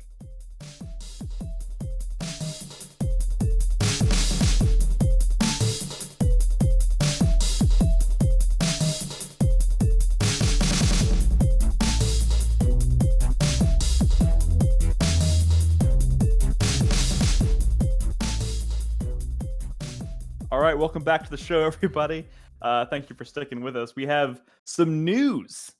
It's been a week for news, and we don't have overlays this week. Is because something happening in the world? yeah. Oh man, Actually, to an extent, almost kind of nothing is happening. that's true. Both everything and nothing is happening simultaneously, and Yep. the everything that is happening makes all of the video game news that's happened seem completely unimportant. But we're going to talk about it anyways. So we don't have overlays because we're doing it this way. So I'm just going to kind of rattle off what we threw down in our pre-show notes, and whoever has the deets on this is going to chime in. Are you ready, Brad? I think you're paying attention. Tales from the Borderlands Redux. What is this? Isn't it redid? I don't know. I don't think so. It's like a French word, right? This is just a rumor, right? So there is a rumor that they're going to release a Tales from the Borderlands Redux, but it's more than a rumor. It was leaked by the same person who correctly leaked two other things, right? Both the Batman Shadows edition and the sequel season to the Wolf Among Us. Oh, right. What is the Batman Shadows edition? So it was a re-release of both seasons of the Batman games, but they added an extra mode to where it was monochromatic. Yeah. Oh, gotcha. Okay. So Tales from the Borderlands Redux, and also as part of this, somehow there is a tease at a sequel? Yes. Right? So if you were to actually click on the article, it's 2 leaked videos, or quote unquote leaked, not confirmed yet, that show off new features and things like that coming into the existing season of Tales from the Borderlands. And at the very end, it says, one last thing, 2. Oh, I see. And of course, it's a big deal. We all are big fans of Tales from the Borderlands, except for me, who has not yet. But I mean, I haven't played it myself either, so Robin just heard me say Borderlands. It's really good. I hear Robin it's really just heard good. me say She poked her head in and said Borderlands, and I said Tales from the Borderlands, and she said we're gonna play that. This is really exciting for her. She's about to play the only good Borderlands game. Correct. Damn. Correct. So yeah, that's exciting. I'm assuming we're all. She hates it. You hope she hates it. And Nick hates it too. As a big fuck you to all of us. It doesn't have Clementine in it. I hate this game. But it has Butt Stallion. Oh my god, the gunfight. So good. I'm very Best much gunfight in any game ever. Again, I want to give a shout out to our lovely community member Chai Tai, who sent me a copy of Tales from the Borderlands in the mail for me to play. Actually, I think if I recall from last week, he said that he didn't send it, but his girlfriend did. That is true. Well, I thought I assumed they both sent it together, but if they both, all I know is I received a package from them and it had a copy of the game. Right. I'm sorry, I don't have the notes in front of me, but they were both very kind and sent me a copy of the game, and we'll be streaming it together soon. What are you doing, Brad? You jealous, Crispy? I didn't realize us recording remotely was going to lead to Brad obsessing Look at that over tiny chair I can't use. Oh, what the Flash is cool. Brad is like just been reduced to showing off all of his child's toys on the stream, which, don't get me wrong, I appreciate. Could have been during the break though, Brad. You haven't said a word about Tales from the Borderlands. I mean, I played it. It's good. You should play it. What about the potential for a sequel? What's the percent chance? That's exciting. Potential for a sequel. Yeah, I mean, it So- goes off in a pretty So here's my up in the air question. kind of way. I haven't been super following the post Telltale Fallout, but like it seems like Telltale's kind of back in a way. If they're making the Wolf Among Us season 2, now maybe a Borderlands season 2. So the team that's developing this Redux and the sequel is a new studio called Ad Hoc, and they're made up of a bunch of ex-Telltale people. So but they have the right. But I guess Skybound has the rights. Yeah. So Skybound's publishing it with them developing. Yeah. Well, not necessarily maybe Skybound may be licensing it, but Gearbox is publishing it. Oh, well, I guess that makes sense. Yeah. Interesting. It's an interesting prospect. I hope that turns out to be true, especially considering I'm gearing up to play that game for the first time. Our next one, and this one, I don't even want to give this credence because I don't know how true this is, but somebody put this on the doc. I put it on the doc. You put it on the doc. I don't think these rumors have been debunked yet. Okay. So I've seen a lot of talk lately about Sony gearing up to reboot Silent Hill Yes. or Konami. So I the feel rumor, like we've heard those rumors for a while, or right? that And Silent Hill was coming back. right, and it's always been like, first of all, I will not let myself be burned twice. Okay, But this rumor is almost too good to be true. This rumor is one of those too good to be true situations. Konami partnering with Sony and Kojima to reboot Silent Hills, and also a second game that is a reboot of. So they're going to bring back Silent Hills and then do another game that is separate from Silent Hills. That's a reboot of Silent Hill. Am I understanding this correctly? Oh, there's That's more the to rumor. it. Don't forget the cherry on top. The fact that they're also going to get the fucking Metal Gear license. Well, and and Castlevania, right? possibly, yeah. So There's a lot no of rumors fucking way. swirling around.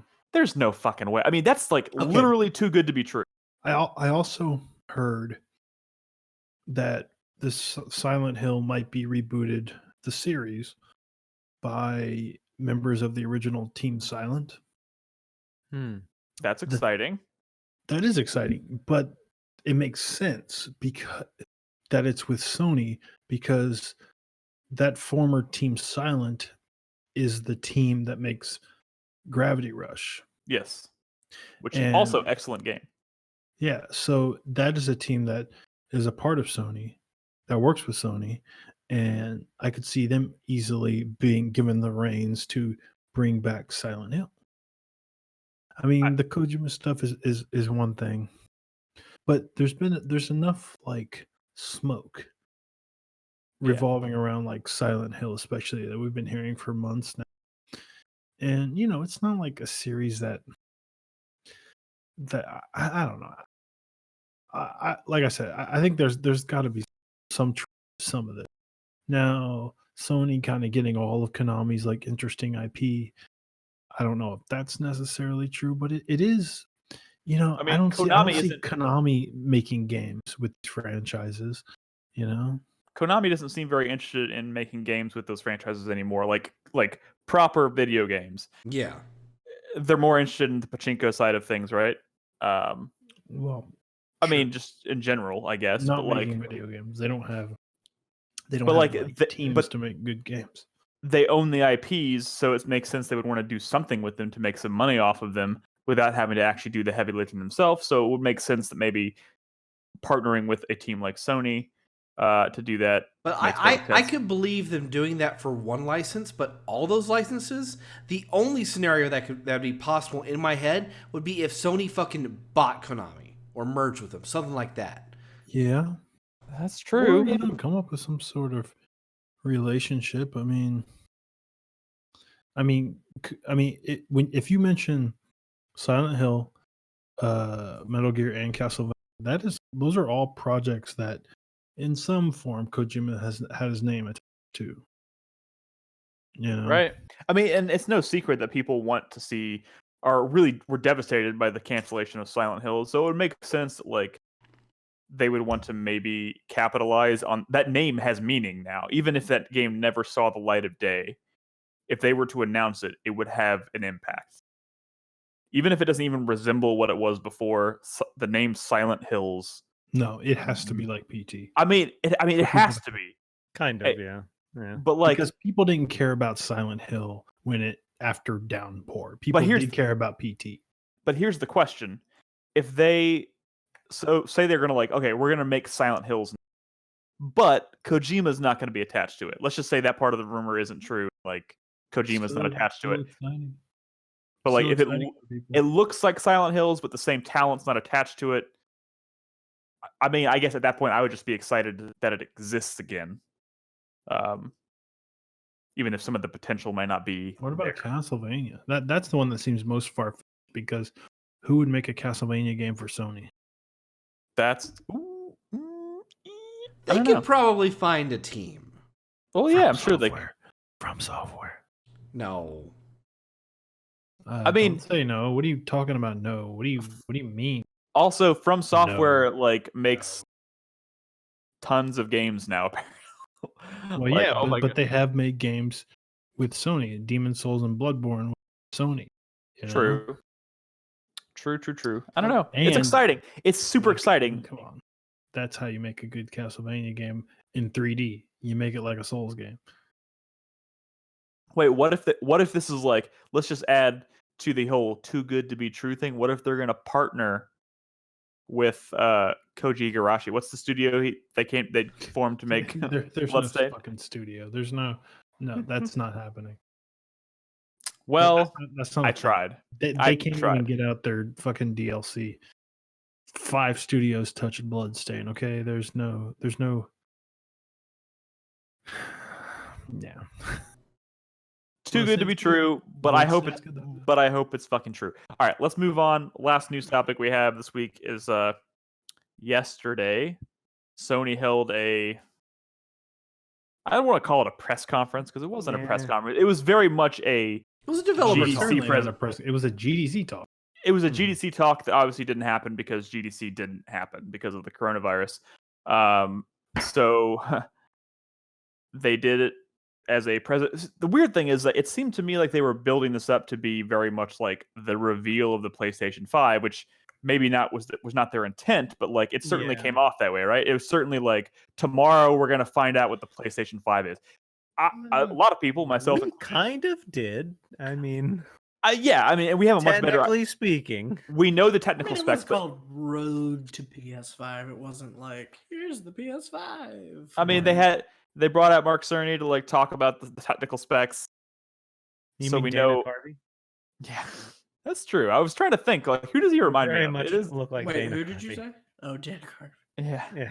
Yeah. And he gave a very for such dry material. He made it. He was definitely very excited about it. He was passionate. He was very. He's always passionate. But for something so dry, he made it interesting. Like I watched that entire press conference, or I listened to it, I guess, in the background. And I really was like, I don't understand like half of what he's talking about, but like I'm definitely interested in what he's saying. But he kind of laid out the technical specs for the PS5. I was kind of, they never intended, I guess, to show off what the actual system looks like, but I think a lot of people were expecting. I mean, in reality, in all honesty and all reality, what the fuck does it matter what it looks like? Yeah. I mean, but here's if it can play games good, it can load them fast. It doesn't matter. It doesn't matter. But I also felt that way about the Xbox Series X until they showed what that looked like, and it was like, that looks so dramatically different that it does matter what it looks like. It's a PC. Okay. Did we lose Nick? No. No, he froze. No, he's doing a very good act. He's not frozen. Yeah. He's just very surprised. He's waiting for Nick's being a clever. response. That's not possible. Yeah, I guess we lost Nick. Yeah. Nick, no! There he is. There he is. Oh, back. hey. I'm back. I think my internet dropped for a second. I apologize. What was the last thing I said or you heard? I don't know. Xbox. You were making Series like X. this I wasn't pose. paying attention, Nick. The Xbox Series X didn't matter what that looked like until you saw He's it. gone again. Oh, he's back. Shut up. Wait, are you serious? You were frozen for like a stuttering a little second. bit. Yeah. Maybe I shouldn't talk for a minute. Oh, No, it's all good. It's okay. Go But ahead. yeah, so like I said, I kind of thought it was going to be a PlayStation 5 reveal. I didn't actually watch it live. I was busy doing other things. I think I was actually in a meeting during it. But I kind of afterwards, I was like, oh, let me look up that recap. And I was like, oh, it was all like technical stuff. And while it wasn't what I was expecting, I still think it was a lot of good information. Mhm. I am interested in understanding a little more about how the process works. It is interesting that they're only going with an 825 gig hard drive by default. But I mean, according to them, it's all about speed. It's not about like size. It's all about speed. And I guess for me, it doesn't matter. I have fast internet, so I can easily download, delete, and re-download games without too much cause for concern. I understand not everyone is in that position, but they are allowing you to expand the hard drive. Probably not cheap to get an M2 drive that's big. Well, Um, specifically, 1 terabyte, they say. yeah. what they were saying about the hard drive or expandable storage was that it was really only compatible with next generation SSDs, specifically ones that were PCI Express 4.0, and that met certain standards. And thus far, there are no consumer versions of that spec available right now. Well, yeah, no, he did explicitly say, don't go out and buy one now. Yeah, it is a bad idea to do well, you that. can't because they don't won't exist. Work. So, well, you can buy an M2 SSD that will fit in the slot that is in the PS5. Yeah, but whether that will actually work, yeah.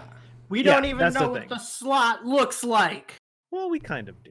I want to know what the slot looks like before I buy another hard drive. But it is great that that theoretically speaking, we will be able to swap out and add additional storage space, SSD. It'll be great. And honestly, the big takeaway, it seemed like post the event, because it was obviously, a lot of technical jargon. Everyone's talking about teraflops now. Like the big takeaway seemed to be that, like, out of all the things they announced yesterday, the biggest, most important thing was the SSD and the ability to swap it out. It's not even just that. It's the fact that it's not just an SSD. I mean, there are multiple types of SSDs, but this is specifically the M2, and I forget the type of M2 SSD it is. But that type, it's mainly because it's superior speed. It's like, or like 5 gigs per second or something like that. That's what his graphic said. So it just the ability to the thing that kind of was interesting to me conceptually.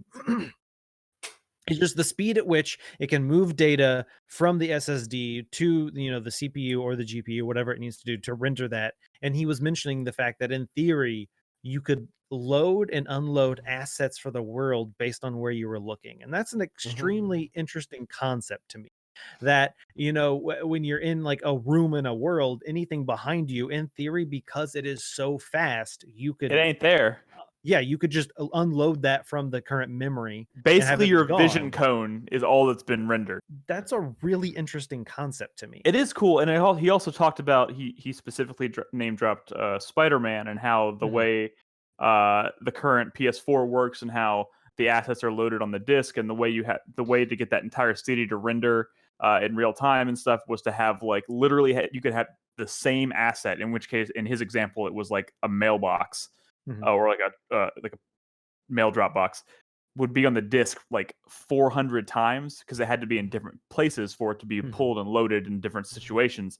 But the way the new system would work was that you could literally load that asset on the disk once, and it's so fast that it could grab it and load it as many times as necessary without having to have it located in different physical spots on the disk. I'm excited for the potential. It's cool. How developers are going to take this to the next level. It was interesting because if you look at it side by side with the Xbox specs, the Xbox is superior in several specifically obviously the teraflops, but everyone's obsessing over the teraflops right now, but nobody really knows what that actually translates to.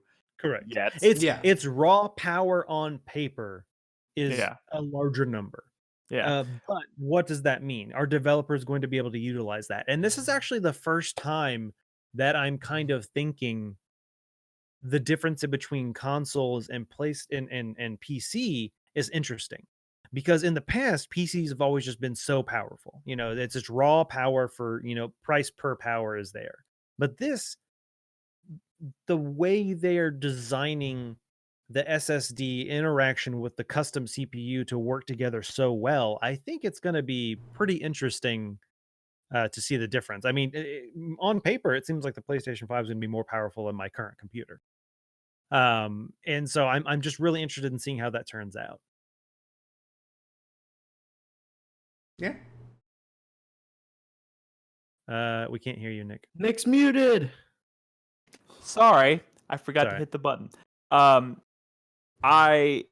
I'm really interested to see where this goes, and I'm especially interested. I mean, it doesn't really matter, I guess, like you said. I'm really curious what the actual specifically because of the dev kits look so strange, and I wanted to see what the final product is going to look like. But I feel like I have a much better idea of where both platforms are currently sitting. And strangely enough, both of them seem confident that they're going to hit the 2020 release date, even given all the shit that's happening in the world right now. I don't know if that's going to hold true. We'll see what happens. Do you know Mark Cerny created Marble Madness when he was 18? When he was what? Mark Cerny created Marble Madness when he was 18. All I keep hearing is teen. Every time you say it, it drops out and I hear teen. He made Marble Madness when he was 18. Marble 18. Madness. 18. It's like a 18. very famous Okay. arcade game. The Yeah, strange I'm thing is that familiar it tried to drop again when he said Yeah. 18. It's very strange. It might be the mic gate then, and just the way he emphasizes the 8 and 18. Do I have a mic? I don't think I have a mic. Maybe that's what's happening. Yeah. By default, Discord has a mic gate enabled. You can manually adjust it to raise or lower it, but by default, it does have one. Again, the guys, this is our first remote podcast. We'll get this down eventually. So, Marble Madness is very fun. all right. I think that's, unless I'm forgetting anything, that's kind of all the news we had discussed this week. It's interesting. There's stuff happening. Yeah. But for now, let's move on. I know, by the way, I know it's totally random. Nolan, are you ready to do community stuff? Mm-hmm. Cool. So this is totally random. I meant to mention this during the break, but if you're watching us live, after we finish this podcast recording, Chris Davis is going to be streaming Doom Eternal while I sit here and wait for my physical copy in the mail, which may not ever arrive. Because you were a fool and ordered from Amazon. I mean, a fool. I ordered this like 2 years ago. I didn't know the coronavirus was going to exist when I ordered this. Is this going to be the thing that finally makes me go full digital? Like drags me kicking and screaming into the digital age? You will be dragged tooth and nail into that age, sir, and this is not the game that's going to do it. I'm not saying the game. I'm saying, is the coronavirus the thing that drags me kicking and screaming into the age? No. Look at Crispy's face. It scares me. He's looking at me like, yes. Okay. Nolan. Hey, Nick, how gross does it feel to think that you might buy a digital version of Final Fantasy VII Remake? I feel or Resident Evil 3 make. Disgusting. By the way, imagine digital versions. No. We're not done with the news. I'm sorry. Real quick. We didn't talk about this. I thought I put it in the doc. Maybe I didn't. The fucking GameStop news. Oh yes, we need to talk about that. You mentioned Resident Evil 3, and it pains me so much because I hate the big news today is that and Brad, I know you probably want to chime in with more details of what I'm about to provide, so please do. There's more context to it than this, but essentially GameStop is basically telling their employees that if law enforcement shows up and tells them to close their stores as part of this government mandated closure of their retail locations, that they are to basically refuse and say that they are considered quote unquote essential retail. And their argument for being considered essential retail, as I understand it, is that they are saying that they provide a essential service to people who are trying to make it through this period of quarantine, right? Which seems like obviously a bit of a stretch. There's more to it than this. Obviously, as you said earlier, Brad, the consensus is really that it was something. I think they specifically name checked like work from home too. Yeah. They were basically saying like maybe like what I was thinking when I was reading it was like they sell a LAN cable, so now they're essential retail. But it's a used LAN cable, right? But like, I mean, and when I first read it, I was like, so you're telling me that you sell video games, which is going to be essential in getting people through these tough times of being self-isolating, right? But like, I read something. Are you telling me Steam is not kind of the leader in that? You know what I mean? It's like right now you're just saying the employees have to stay in the store, customers have to might continue to come into your stores and spread this virus. Well, Steam did break its all-time concurrent record. And I fucking believe it. It's weird. And I know what you mentioned before we started recording was that the other side of this coin is that it's the first thing that I think GameStop came out and was that if they shut down because of the coronavirus, that's pretty much it for the company.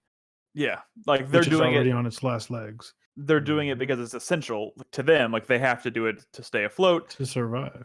But at the same time, like at that point, I know it's they have to think about their bottom line, but at the same time, like, come on, these are human beings we're talking about here, and we're talking about a virus that is deadly. And it's not even about the people that they hire necessarily getting sick and dying, which could obviously happen, but like the people that we're obviously most worried about right now in a time like this are the people who are older who have immune issues. I mean, and to be fair, those Are- older people probably aren't going to GameStop. I know, but we're talking about spreading But- it to those people. No, I know. I agree with you. Yes, the young person going to GameStop, potentially spreading it to an older person. Like is this- definitely a I risk. mean, the scariest thing about this is that like I could have it right now and have parents' You house, and probably do. my parents. Oh, thank you. No, my parents are older. Like if I went there without knowing I had it, like and gave it to my parents, it's terrifying. And like that's the kind of thing that we're really worried about, and I think that's what a lot of people are failing to grasp. So like GameStop putting that out there saying you have to stay and work here and potentially endanger the people that that are close to you is kind of a fucked up thing. Even though from a business side, I kind of get why they feel like they have to do it, but still, come on. I wonder if this whole thing too isn't even a question of like them trying to keep the business afloat. If it's like we literally have to keep the doors open for another 2 weeks while we figure out executive compensation, and Yeah. then we'll let it go. Yeah. Yeah, I wouldn't blame. Yeah, I can picture that. And- There was another report that came out before that, and I don't know if there's any corroboration for it, but evidently someone listened in on a regional manager's call, and evidently GameStop corporate is not supplying the various stores with enough cleaning supplies and training information to prevent people getting infected. Believe it. As someone who worked for this company, Crispy, I'm sure can attest. He's worked for them as well. Yeah, Like it doesn't surprise me at all, not at all. not even in the slightest. I mean, that stuff costs money. What are they yeah. gonna do? Spend money? They don't. They certainly don't What have money? the money. But the reason it's funny because sorry, not funny. Funny is definitely not the word to describe this. But like the reason I was reminded about this news story so quickly was because you said about getting Resident Evil 3 on digital, and I was like, the only reason I want GameStop to even stay afloat right now is because like fucking like like that Resident Evil 3 Collector's Edition has that fucking statue, and that's the only way to fucking get it. And I was like, I don't even want to go into their store now. Like, I don't want to give them my money or my business. Like, this is a fucking shitty thing to do. They need to do something. they need to. They did something. They hired Reggie Fils-Aimé. But like, they did that before this happened. I'm wondering if Reggie is. In honesty, they don't need to do something. They need to do nothing. Yeah, they need literally need to do nothing. They need to close all their stores and do nothing. like everybody else. Yeah. I mean, oh God, it's just such a fucked up situation. It's fucked up. And like, I know they might feel like they have their hands are tied, but like, who thought that was going to go over well? I'll tell you what's going to be one of the saddest parts of this company falling out. Game Informer going under. That's I mean- not the saddest part. I mean, I think that's pretty sad. I mean, Game Informer can live on as like a mobile publication or like a online publication. There's no Without way needing they it. will keep that open. Probably not. I don't know. They, But it's just it's the nature of things. I Game don't know. Informer has like 3 people left. GameStop going under is thousands of jobs lost. I mean, I'm not downplaying the fucking thousands of people that would lose their jobs. Don't come at me like that. It's a fucked up situation on both fronts. But Yeah. like at the same time, the world right now is in like a state of turmoil. Obviously, I want to stay positive because it's scary out there right now. So I just wanted to make sure we talked about it because it reminded me Yeah. when you brought that up. So we've done our due diligence. We've talked about it. Let's move on to the community and talk about something happy. Nolan, Let's do it. What let's up? do The it. saddest question. Pick the saddest question. I Well, I'm just gonna highlighted. start with the top question. So So again, I say this every week, but if you submitted questions if you're a supporter on Patreon or Twitter, question, I'm keeping track of all of them. I'm putting them in a doc. We're a little backlog right now, and for the sake of time, we're obviously not going to answer all the questions. So if you don't hear your question answered tonight, we will get to it on a future show. With that said, we're still trying to play a little catch up. So I highlighted some of the older questions. Dolan, take it away. Mhm. All right, first question this week from a patron, Frantic Ficus. Considering the fact that VR is slowly starting to become a regularity in the gaming industry, do you guys think it will be a revolutionary twist to games that are only in first-person perspective? Granted, I'm not saying it'll be revolutionary twist or a fad, but I do think that VR is a necessity for other gameplay genres like third-person, side scrollers, etc. Is he saying he I don't doesn't? think. Sorry, I don't think. Sorry, I need to increase the text size. It's I small. will say I don't think a lot of people associate VR yet with anything other than first person stuff. I hope that the games changes. like Moss and things like that aren't really getting into people's psyche, unfortunately. I know. Well, and I think it's a Astrobot. legacy of the past. I think VR has always kind of been a first person thing because I don't in want to your say it's mind, easier. yeah. But yeah, that's how you visualize things through your eyes. And so the first thing you think, well, when I think in first person view. That's how I fucking see the world. Yeah. But like Brad said, Astrobot, and like Chris Davis said, Moss. Lately, we have been getting more games that aren't first person view and are starting to realize, hey, you can do some actually very interesting things outside of first person view. I know. I again, I don't think it's gonna. And one thing I was really hoping would come from the whole PlayStation 5 technical reveal was going to be their approach to VR and whether or not it's going to be considered an accessory or more of like a separate thing. I hope it remains like a major part of the industry going into this next generation, which I'm sure it will be. But like, yeah, most of the experiences people talk about right now are strictly in first person, but some of the best experiences I've had in VR have historically been third person experiences. So I'm definitely hoping we start to see more of those because it's probably like a 10-to-1 first person to third person in VR. You know what I'm saying? So like, I just hope we see more of it because Moss, Astrobot, incredible games, but everybody associates it with things like. I don't think it's going to become a regularity. I don't think it's going anywhere. I mean, if you want to say regularity in the sense that we're just going to continue to get VR, yeah, definitely. We are going to continue to get VR games because first off, PlayStation is pushing it pretty fucking hard. They mentioned it in their talk the other day. They mentioned VR. They brought it up. They're like, hey, this is still a staple. Yep. I'm assuming with the PS5 will come a better VR headset because now they have a more powerful system that can push better graphics, higher frame rates. I so think I'm assuming, especially with next week, we're going to see the release of Half, right? Yeah. Like, and that is a game that like that has already sent people in droves to buy the the Vive and stuff and get excited for this. I'm very excited to play it. It's like that's the kind of game that might start really pushing VR into like the more mainstream because I think I brought it up whenever we talked about Half-Life Alex not too long ago on the podcast. But Valve has always kind of been one of those companies that takes some concept and takes it to the next level. With Portal, I mean, obviously I know they didn't create Portal, but with Half-Life, with TF2, generally all of the games they put out are the standard, the de facto standard. And so my hope is that with Half-Life Alex, we kind of see VR in a new light. But I will say that I think non-first person view needs to get a little more love because something like Astrobot was, I don't remember what number it was on my top 10 list that year, but it was fucking on there because it was a great fucking game. See, can't hear you, Nick. We can't hear you, Nick. it was incredible. Sorry. I'm beginning to think that VR will become more of an entertainment mainstay, but that it's not going to be an in-home thing where it really takes off. Wait, where are you saying you think it's going to take off? Then? I think it's going to be like like remote, discrete location, like going to a theater.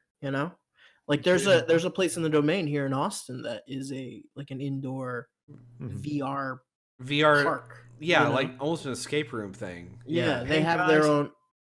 What? The Pink Eye Central. Yeah, well, I think you're gonna see. I think you're gonna see it stick around in the form that it currently exists, where it's like in home and is kind of like a periphery to mainline gaming.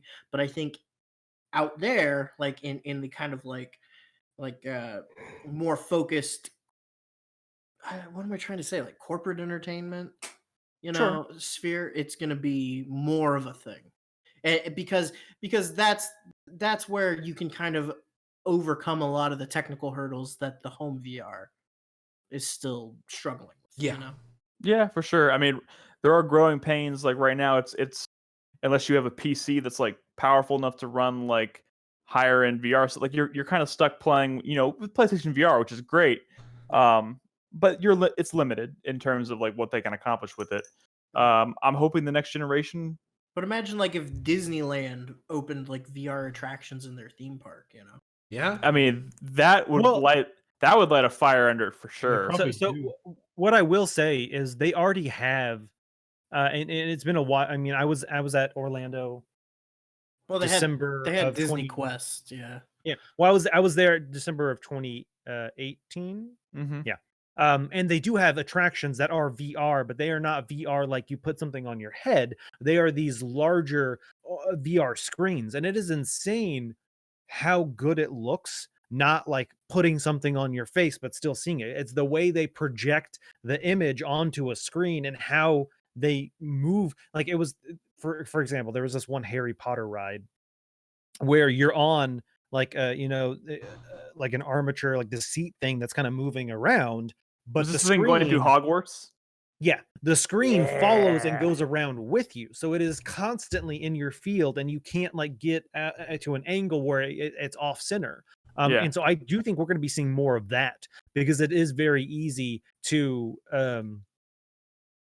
show that to everyone, and you don't have to deal with putting stuff on people's faces, and people's eyes are different widths apart, and people some people need corrective lenses and stuff. I think the hope is that as stuff like that starts to become exposed more people to it, you start to see more interest in it as a home product, and that will eventually like they'll feed into each other, ideally, hopefully, and it becomes more of a regular thing. But I don't know. It's exciting. It's an let's exciting move thing. on. We spent Yeah. way too long on the first question. I love VR.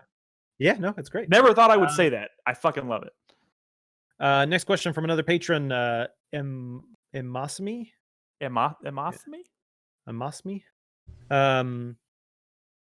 It's a question to me. How was F1 race, Nolan? I love cars and racing games, so I'd love to hear your experience. I'm not sure if you said F1 race or something. I misheard you as I brought this up on a show so long ago. So yeah, I actually did go to F1 last year. It was here in Austin at Circuit of the Americas, which is a big racetrack we have here in the Austin area. And so I did see the F1 race that occurred here. It's fucking great. It was an experience that I had not really expected to be what it was.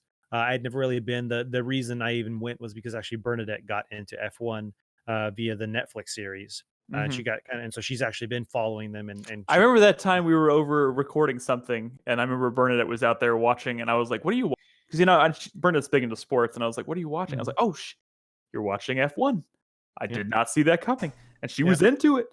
Oh yeah, she knows all of the racers and all the teams and all the. I don't really know anything, so when I went, I didn't really know too much. I know that Hamilton is a great racer, but I mean, so it's kind of her kind of giving me the facts.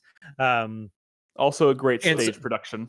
Well, yeah, but the event was more than just obviously F1. They have other races that occur while you're there. They have little like parades or whatever, and like bands and stuff, and then they have just kind of mixed cars that come out, and they have F like 2 or F4 or something. I can't remember. But I will say it was like a lot of fun. We just had general admission like wristbands, so we didn't actually get seats. I hear the cars are very loud. Depends on where you're at. So certain areas of the track, if there's nothing behind you, like if kind of almost like open space behind you, it's not that bad. But if you're in kind of like a lower section, that we mainly hung out in this one section that kind of was a sloping hill. So it sloped up, and then there was just nothing. So all of the sound just kind of went past us. But in certain areas where you were lower and there was almost a wall on each side of the track, dude, it was like ear-splittingly loud. It was like concert ridiculous. shell effect. Yeah. Damn. Justin Verlander. What about Yeah. Verlander? Was he the one that was good?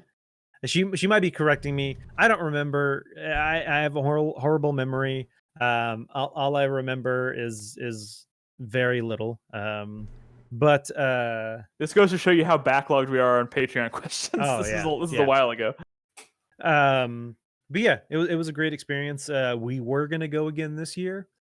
Probably Don't not know going to if it's happen. happening. Yeah. I know currently F1 is canceled. It's supposed to be here again like October this year. If I don't know, she might know the status of that, but yeah, if it does happen again here, we'll probably go again. You'll be It's waiting in a bread line and you'll like it. No, we're all right, not let's waiting move in on. bread Next lines. We question. got to wait for bread to be delivered to us. Dude, guys, I just bought fucking yeast and flour. You're going to Make make bread? Yes, why not? Oh, Are you gonna shit. make bread Forgot for the us? salt. No, I Make- have salt and I have oil and I have flour and I have yeast, and that's literally all you fucking need to make bread. Make us the bread, Make Nolan. us bread. Sure. Don't come over to my house. I'll put it out on the front porch. Yes. You know what's great? We ordered food for delivery the other night, and I was like, they knocked on the door, and I opened it. Nobody there. I was like, oh, they just leave it on the doorstep now. Oh, you don't have.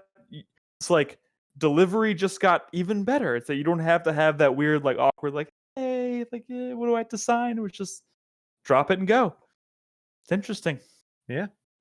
Another All one right, of let's those move weird on. Why Next are you effects. trying to question. force conversations with delivery drivers? I'm not trying to force conference. It's just shut up, Crispy. You just see them like kind of like slowly walking up to your porch and like and they just like run away. Just throw it on there.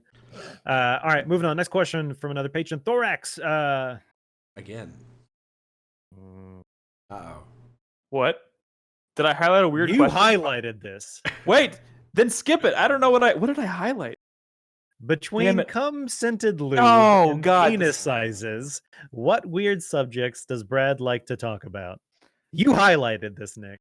I know, because it was like the ultimate question was interesting. It Okay. was funny. I mean, he did talk about those things. Yes, Brad does. I figured I'd just let Brad handle this question. I mean, he tormented us before the podcast tonight with one of these things. So He did introduce us to this horrible one of those strange addiction shows before the pod. Okay, so I watched an episode where a woman. Oh no. This was her. I'll be strange right addiction. back. This was her strange addiction. She chews, she sniffs. She'll like, and then she'll start chewing on used, wet baby diapers, like baby diapers that have been peed in. Stop it.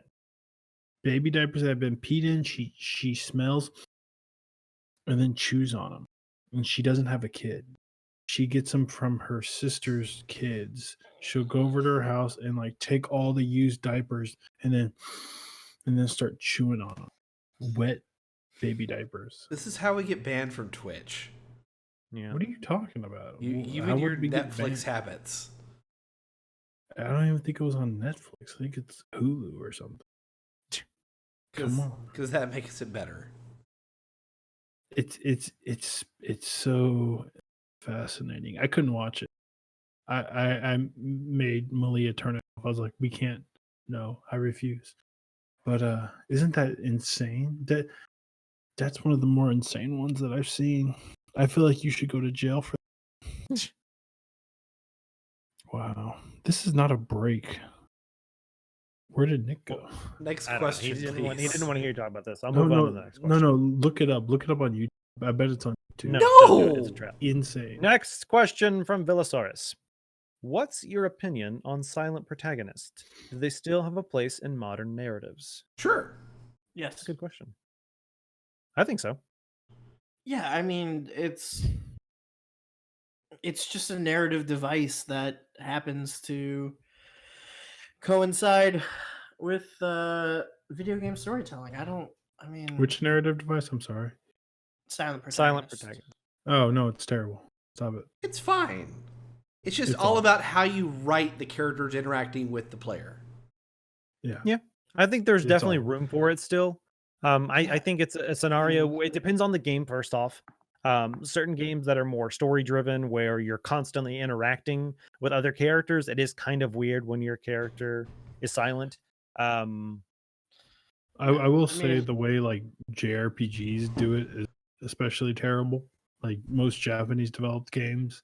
Yeah, where like it's everyone talking for them. Yeah, It's like or, they're- and they're they're having a trying- conversation with speak. You know, It's like traditional insane.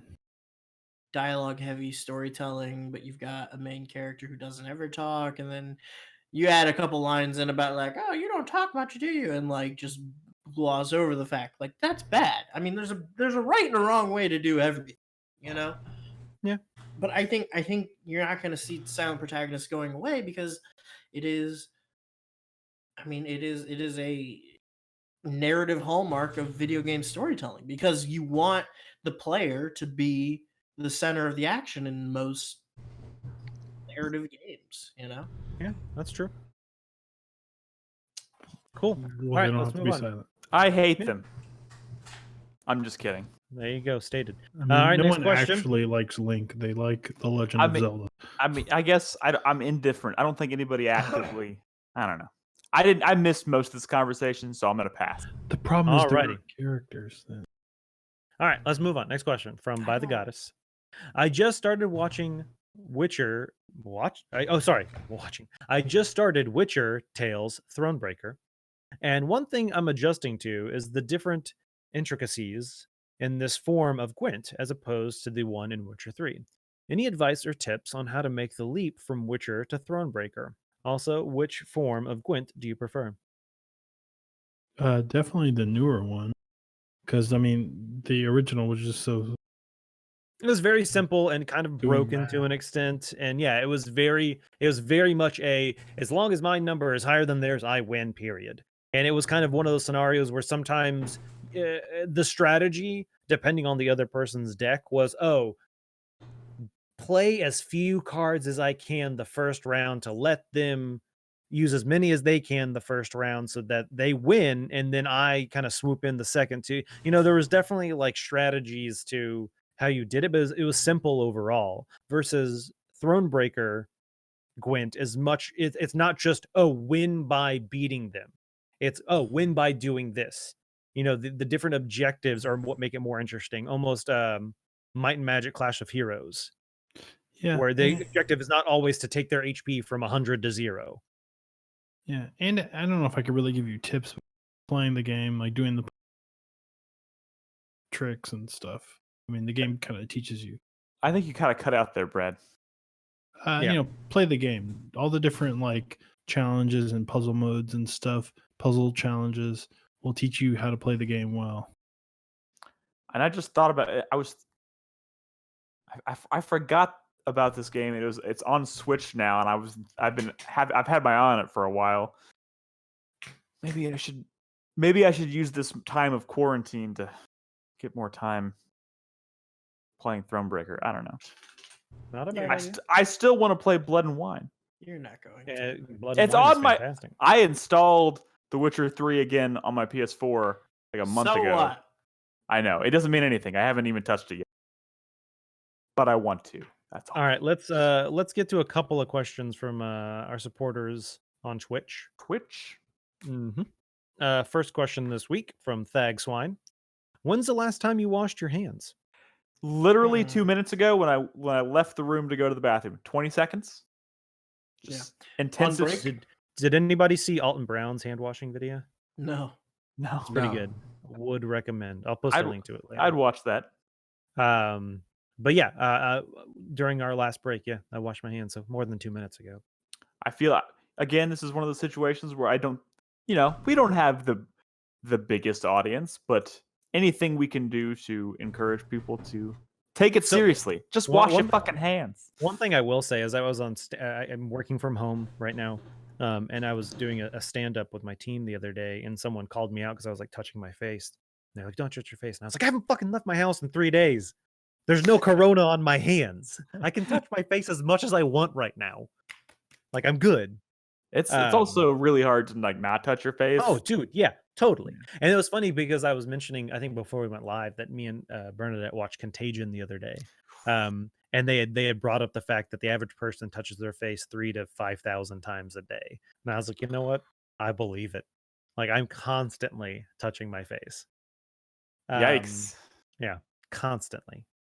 Let's move on. The important thing is you wash your hands. Oh yeah, that's true. Because not touching your face is the more unrealistic part of that whole scenario. Yeah. If you can The wash one your thing I will say is definitely since I have been washing my hands more, they've been a little drier. So I've been putting on lotion like constantly just because I don't want them to get like gross and like crusty. I believe it. All right, let's move on. Mr. Green Toast, with the recent news that the Texas governor, Greg Abbott, has issued a new waiver allowing restaurants and bars to offer delivery of alcohol along with food purchases, I wanted to know if y'all are going to make use of this new feature or not take the chances and hunker down. It's not that I wouldn't take my chances. It's more of that one of the first things Robin and I bought when we moved in together was a bar, and we keep it fairly well stocked. So I just don't think we need to take advantage of it. So that's what I'm going to say. I am going to actually be ordering food from restaurants, mainly because I'm trying to support local business, especially like kind of the more mom and pop type restaurants that I do like. I'm not going to order food. You ordered like Chili's last night. I have not eaten a Chili's in a long time. I have a Chili's gift card that was given to me when me and Bernadette for our engagement party, which would have been late 2015 or early 2016. Still have it sitting on a shelf. I hate to tell you this, Nolan. You're making the right decision. but yeah, ordering from local businesses mainly because they gotta fucking stay in business. Yeah. And it really sucks. But I will not be ordering alcohol mainly because I just don't order alcohol when I go out because it's fucking expensive and I'm cheap. I just go to our local grocery store and buy booze there. Yep, there it is. I barely there's my drink, answer to that. so it's not gonna happen with me. Yeah. All right, let's do maybe one or two more. Guys, why are y'all chatting in the questions channel? Are there any they more got questions or just people questions. talking? It might just be people talking. Oh, okay, They one got more. We got one questions, more. Nolan. One more from Becca. If From time Becca? were Becca. I don't know if that's a last name. I don't want to read Is it. that Bex? Maybe. I mean, it could just be Gamer Beck. It is just Gamer Beck. Fuck Gamer you, Beck. Becca? God damn question. it, Gamer Beck. If time were of no issue, what series run would you most like to do? Bonus, what series run do you think others on the podcast should do? So yeah, if time Ooh. wasn't an issue and I wanted to run through the entire series of a game, what would you want to do? I mean, I feel like part of me was like, I was immediately like Final Fantasy, but then I was like, No, I don't think I'm interested. I don't think I'm interested in anything pre-6 really. Maybe that's just me being.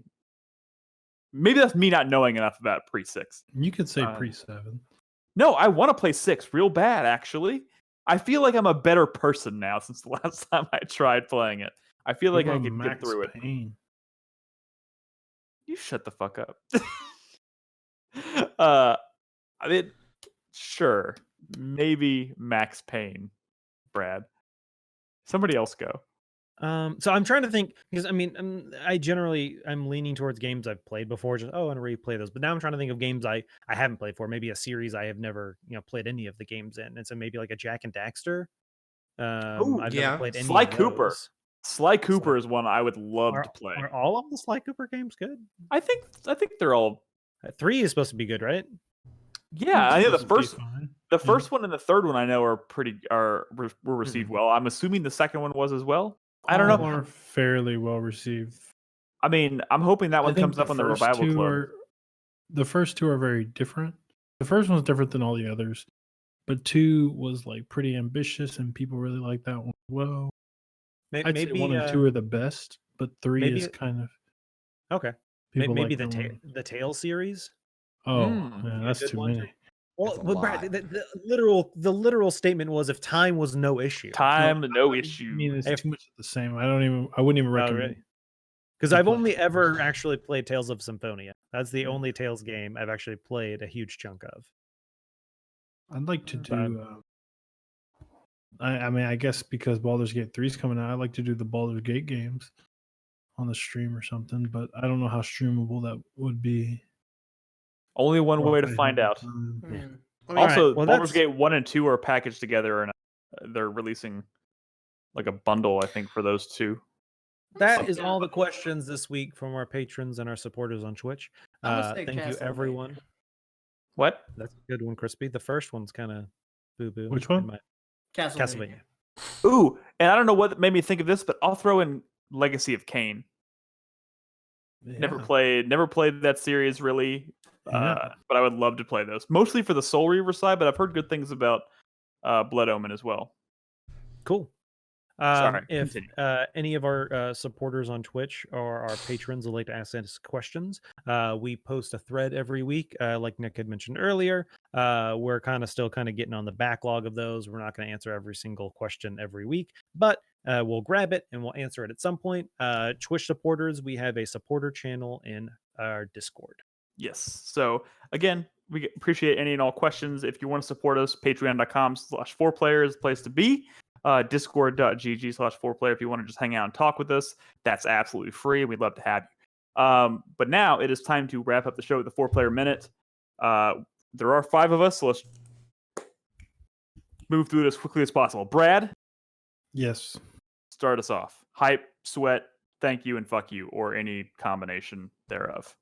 My hype is for, I guess there's a lot of big games coming out right now, but I have secret hype for the smaller games like Disaster Report 4, which comes out very soon. Yes. And like I mentioned earlier, perhaps the Trials of Mana remake. I'll be playing all the big stuff as well, but Trials of Mana, Disaster Report 4, the little guys. My thank you for this goes to how many games are getting demos these days. All these big games and small games are all getting demos, and I feel like there was a time when you didn't see a lot of demos, but I feel like that's all kind of coming back.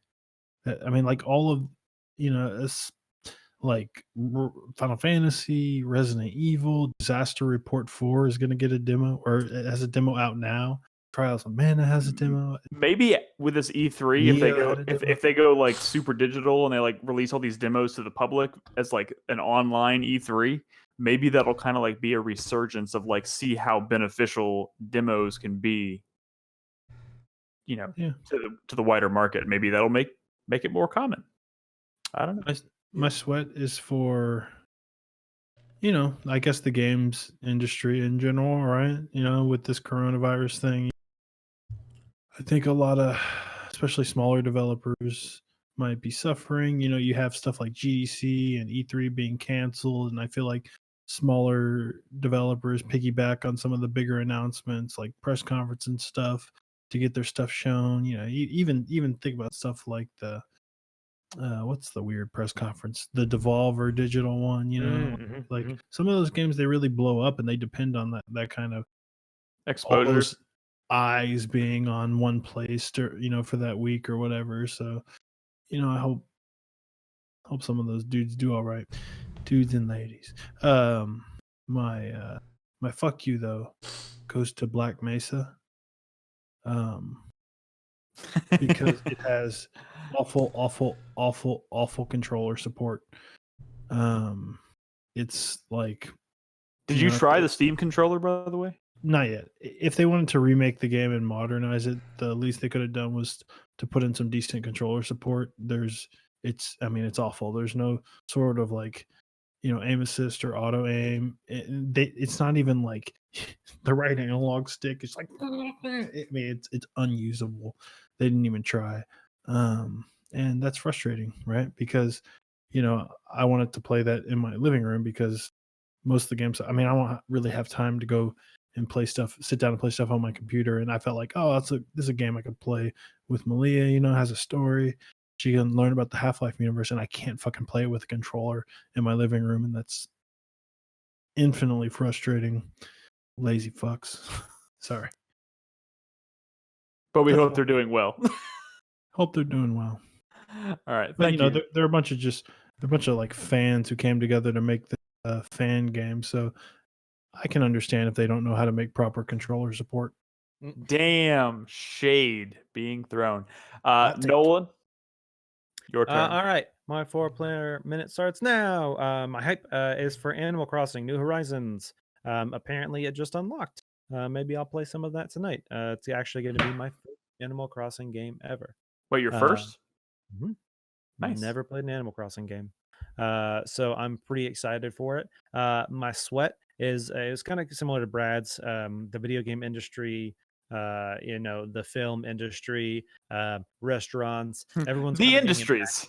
yeah, The everyone's world kind at of being large. impacted right now. Uh, I'm just hoping that things can get back to normal soon, but hopefully everyone doesn't try to jump back in too soon and make things worse. Yeah. So it does suck that games are getting delayed, and it does suck that yeah, that's definitely going to be an impacting. Some gaming industries maybe have the ability to work from home, but not everyone has like a powerful PC at home when they maybe have one at work that they do the development on. So it's not as easy to just start working from home. But hopefully there's some solutions that are found, because them not working on the game, making it delayed, maybe means they don't get money, or so I'm just hoping that things kind of It's a get back to normal. it's a scary situation for a lot of people, a lot of industries right now. Especially in studios that are really big on crunch culture. Oh, Well, true. and How many aren't? tester teams, which are often like contract based, and they're not allowed to take dev kits home to, test games, and they're Yeah. either being laid off or And the forced next to year, work are we in going a to see a studio. flood of games that are kind of buggy because they had lower, amounts of QA testing? It's possible. Yeah. My thank you is going to go to everyone out there who's doing their parts. People that are in the trucking industry, grocery stores, doctors, everyone that like I focus on like restaurants, those smaller things that like they're critical. GameStop employees are not critical to survival, but farmers, people who still have to do their job and can't just work from home. I'm glad they're still doing that, and hopefully they're trying to be as safe as possible. And my fuck you is going to go to everyone who made light of this in its beginning. So a month and a half ago, all of those people, maybe in our government, who were saying, "Oh, this is not a big deal. Don't worry about it. Go about your daily life as if nothing has changed." Fuck you to all those people for doing that and for potentially killing people. Amen. Because they made them believe this was a bunch of nothing. And while it is not a crisis that's going to kill off half the world, people are still dying, and it's kind of a big deal. Yeah. And just because a young person has a extremely high likelihood that they're going to get this and not die from it, that doesn't mean they're not going to spread to someone who has respiratory issues or who is older. And just everyone try and be as safe as you can, and fuck all those assholes. Absolutely. Thank you, Nolan. Crispy? My hype for this week is for Doom Eternal. Hell I yes. literally just canceled my Amazon order and got the digital version. So Download it now. I am. It is. Nice. Can't wait. Your feet's stuttering a little bit, Crispy. My sweat goes to all of my multiplayer game partner friends who it's cool right now, this first week or so, that they're all home and have free time and playing a bunch of Call of Duty and Overwatch and stuff. But it's like, a lot of my friends are service industry people, are bartenders, waiters, and cooks, and it's like, this is scary time for a lot of people. Some of them have been laid real off. fast. Yeah. Some of them still have their job, but their places of business have closed, and it's just, I my actual sweat is for the financial well-being of my friends, but my secret selfish sweat is for when they do go back to work and I don't have people to play video games with. My thank you for the week, or my fuck you for the week, goes to GameStop. That's just unexcusable. You guys are circling the drain. Just fucking go out with some dignity. This is so fucking stupid that they're making people come in and work. Like, for that job specifically, for that job where they won't give them any benefits, they won't give them full-time hours, they won't give them reasonable pay. It's just disappointing. It's messed up.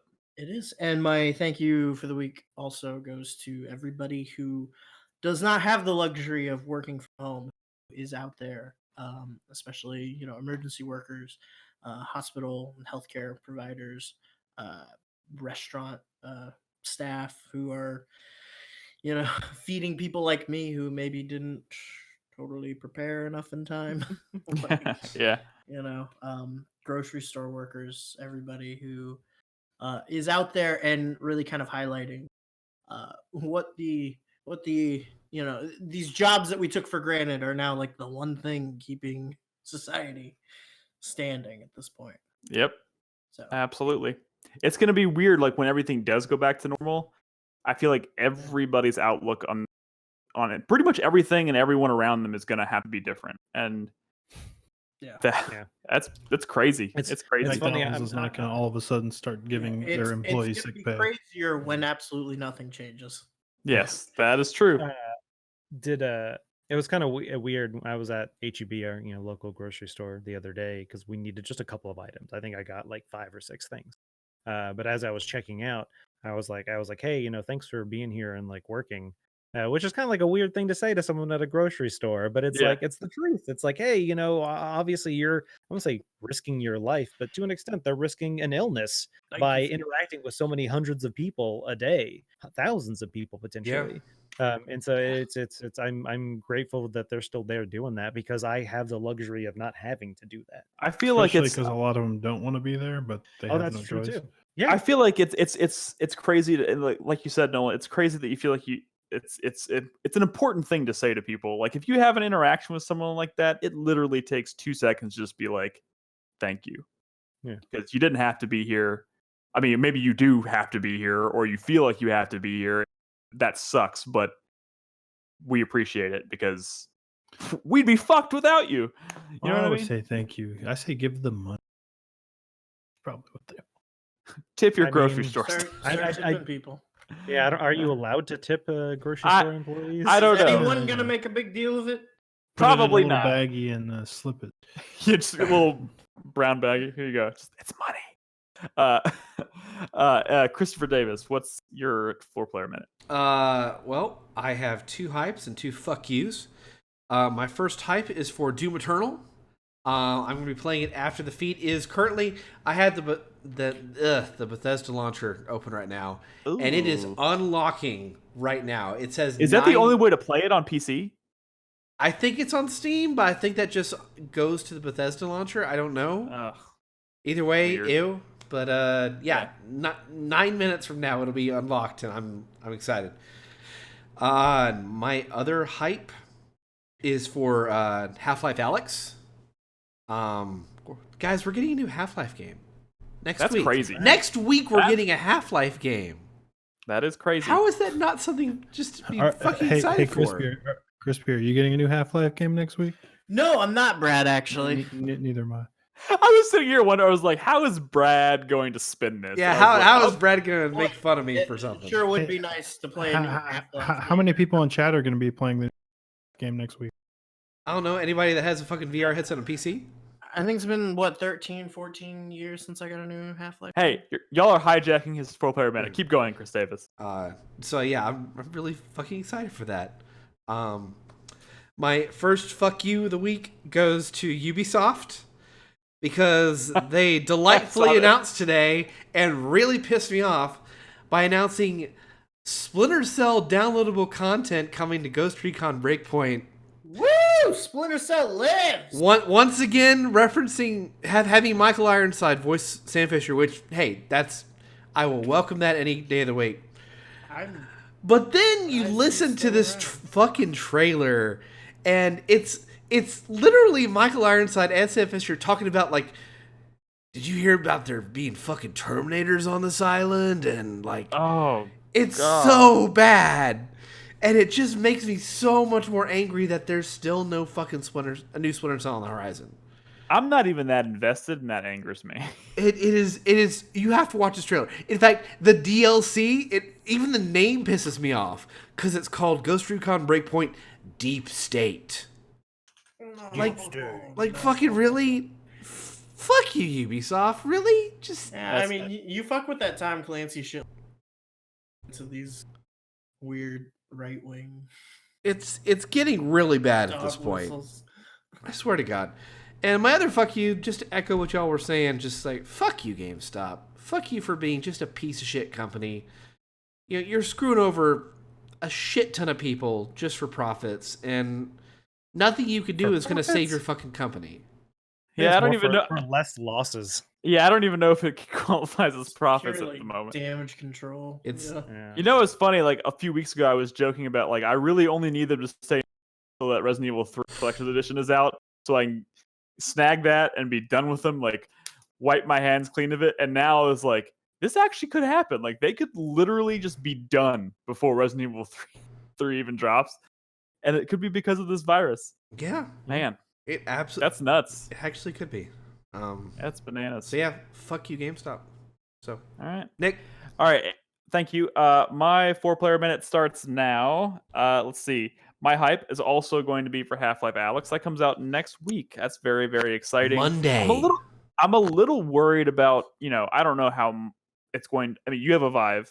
I have a Oculus Rift S. I don't know how it's going to look and run on it. I hope it's going to be fine. I have above the minimum requirements graphic card wise and all that stuff. I think I'll be fine. It may not look the best, but I think it'll be fine. But either way, very excited. My fuck you of the week goes to Spring Breakers. Like That thing's all right. That thing's all right. have you seen? Oh my god, there's lots of. That was a very powerful James Franco vehicle. God. I'm not talking about the movie. I'm literally talking about showing up groves to go party in Miami or in Mexico because all they care about is the fact that they want to go get drunk. Come on, man. Literally the worst time for that shit, and to be so ignorant and spout just pure ignorance. But this whole thing, in the interest of getting drunk and having fun, is absurd. And fuck all of them. Okay, boomer. Shut up, Brad. Okay, Fucking older than me. planning. My thank you this week goes to, again, I'm going to echo everybody else here who said, thank you to anyone and everyone who's working in an industry where they don't have the luxury of being from home or self-isolating or self-quarantining. You're going to have, And to the people who are You're welcome, Nick. self-isolating and quarantining, thank you as well. yeah, Definitely. that's really important. I feel like you're right. That's a side of this maybe we haven't thanked enough. Thank you to the people who have taken it seriously and are doing everything they can to prevent it from spreading further. Again, an additional thank you to everyone here on this podcast who made it very quick, adapted very quickly, and are able to continue recording this show remotely. I think this has worked out pretty nicely. And it might be our reality for the foreseeable future, but being able to get together and still do our thing and maintain some sense of normalcy and all this is important, I think, and it's good. But yeah, thank you to everyone out there who's doing their part at home and not at home. It's very important right now. And hopefully over the next few months, it'll get better, but we'll see. And my sweat goes to, I think, just, like I said, self-quarantining is important. I'm like 4 days in. It's going to be weird. It's going to be interesting. It's doing some like social butterfly. Where would you be right now? I didn't think I was.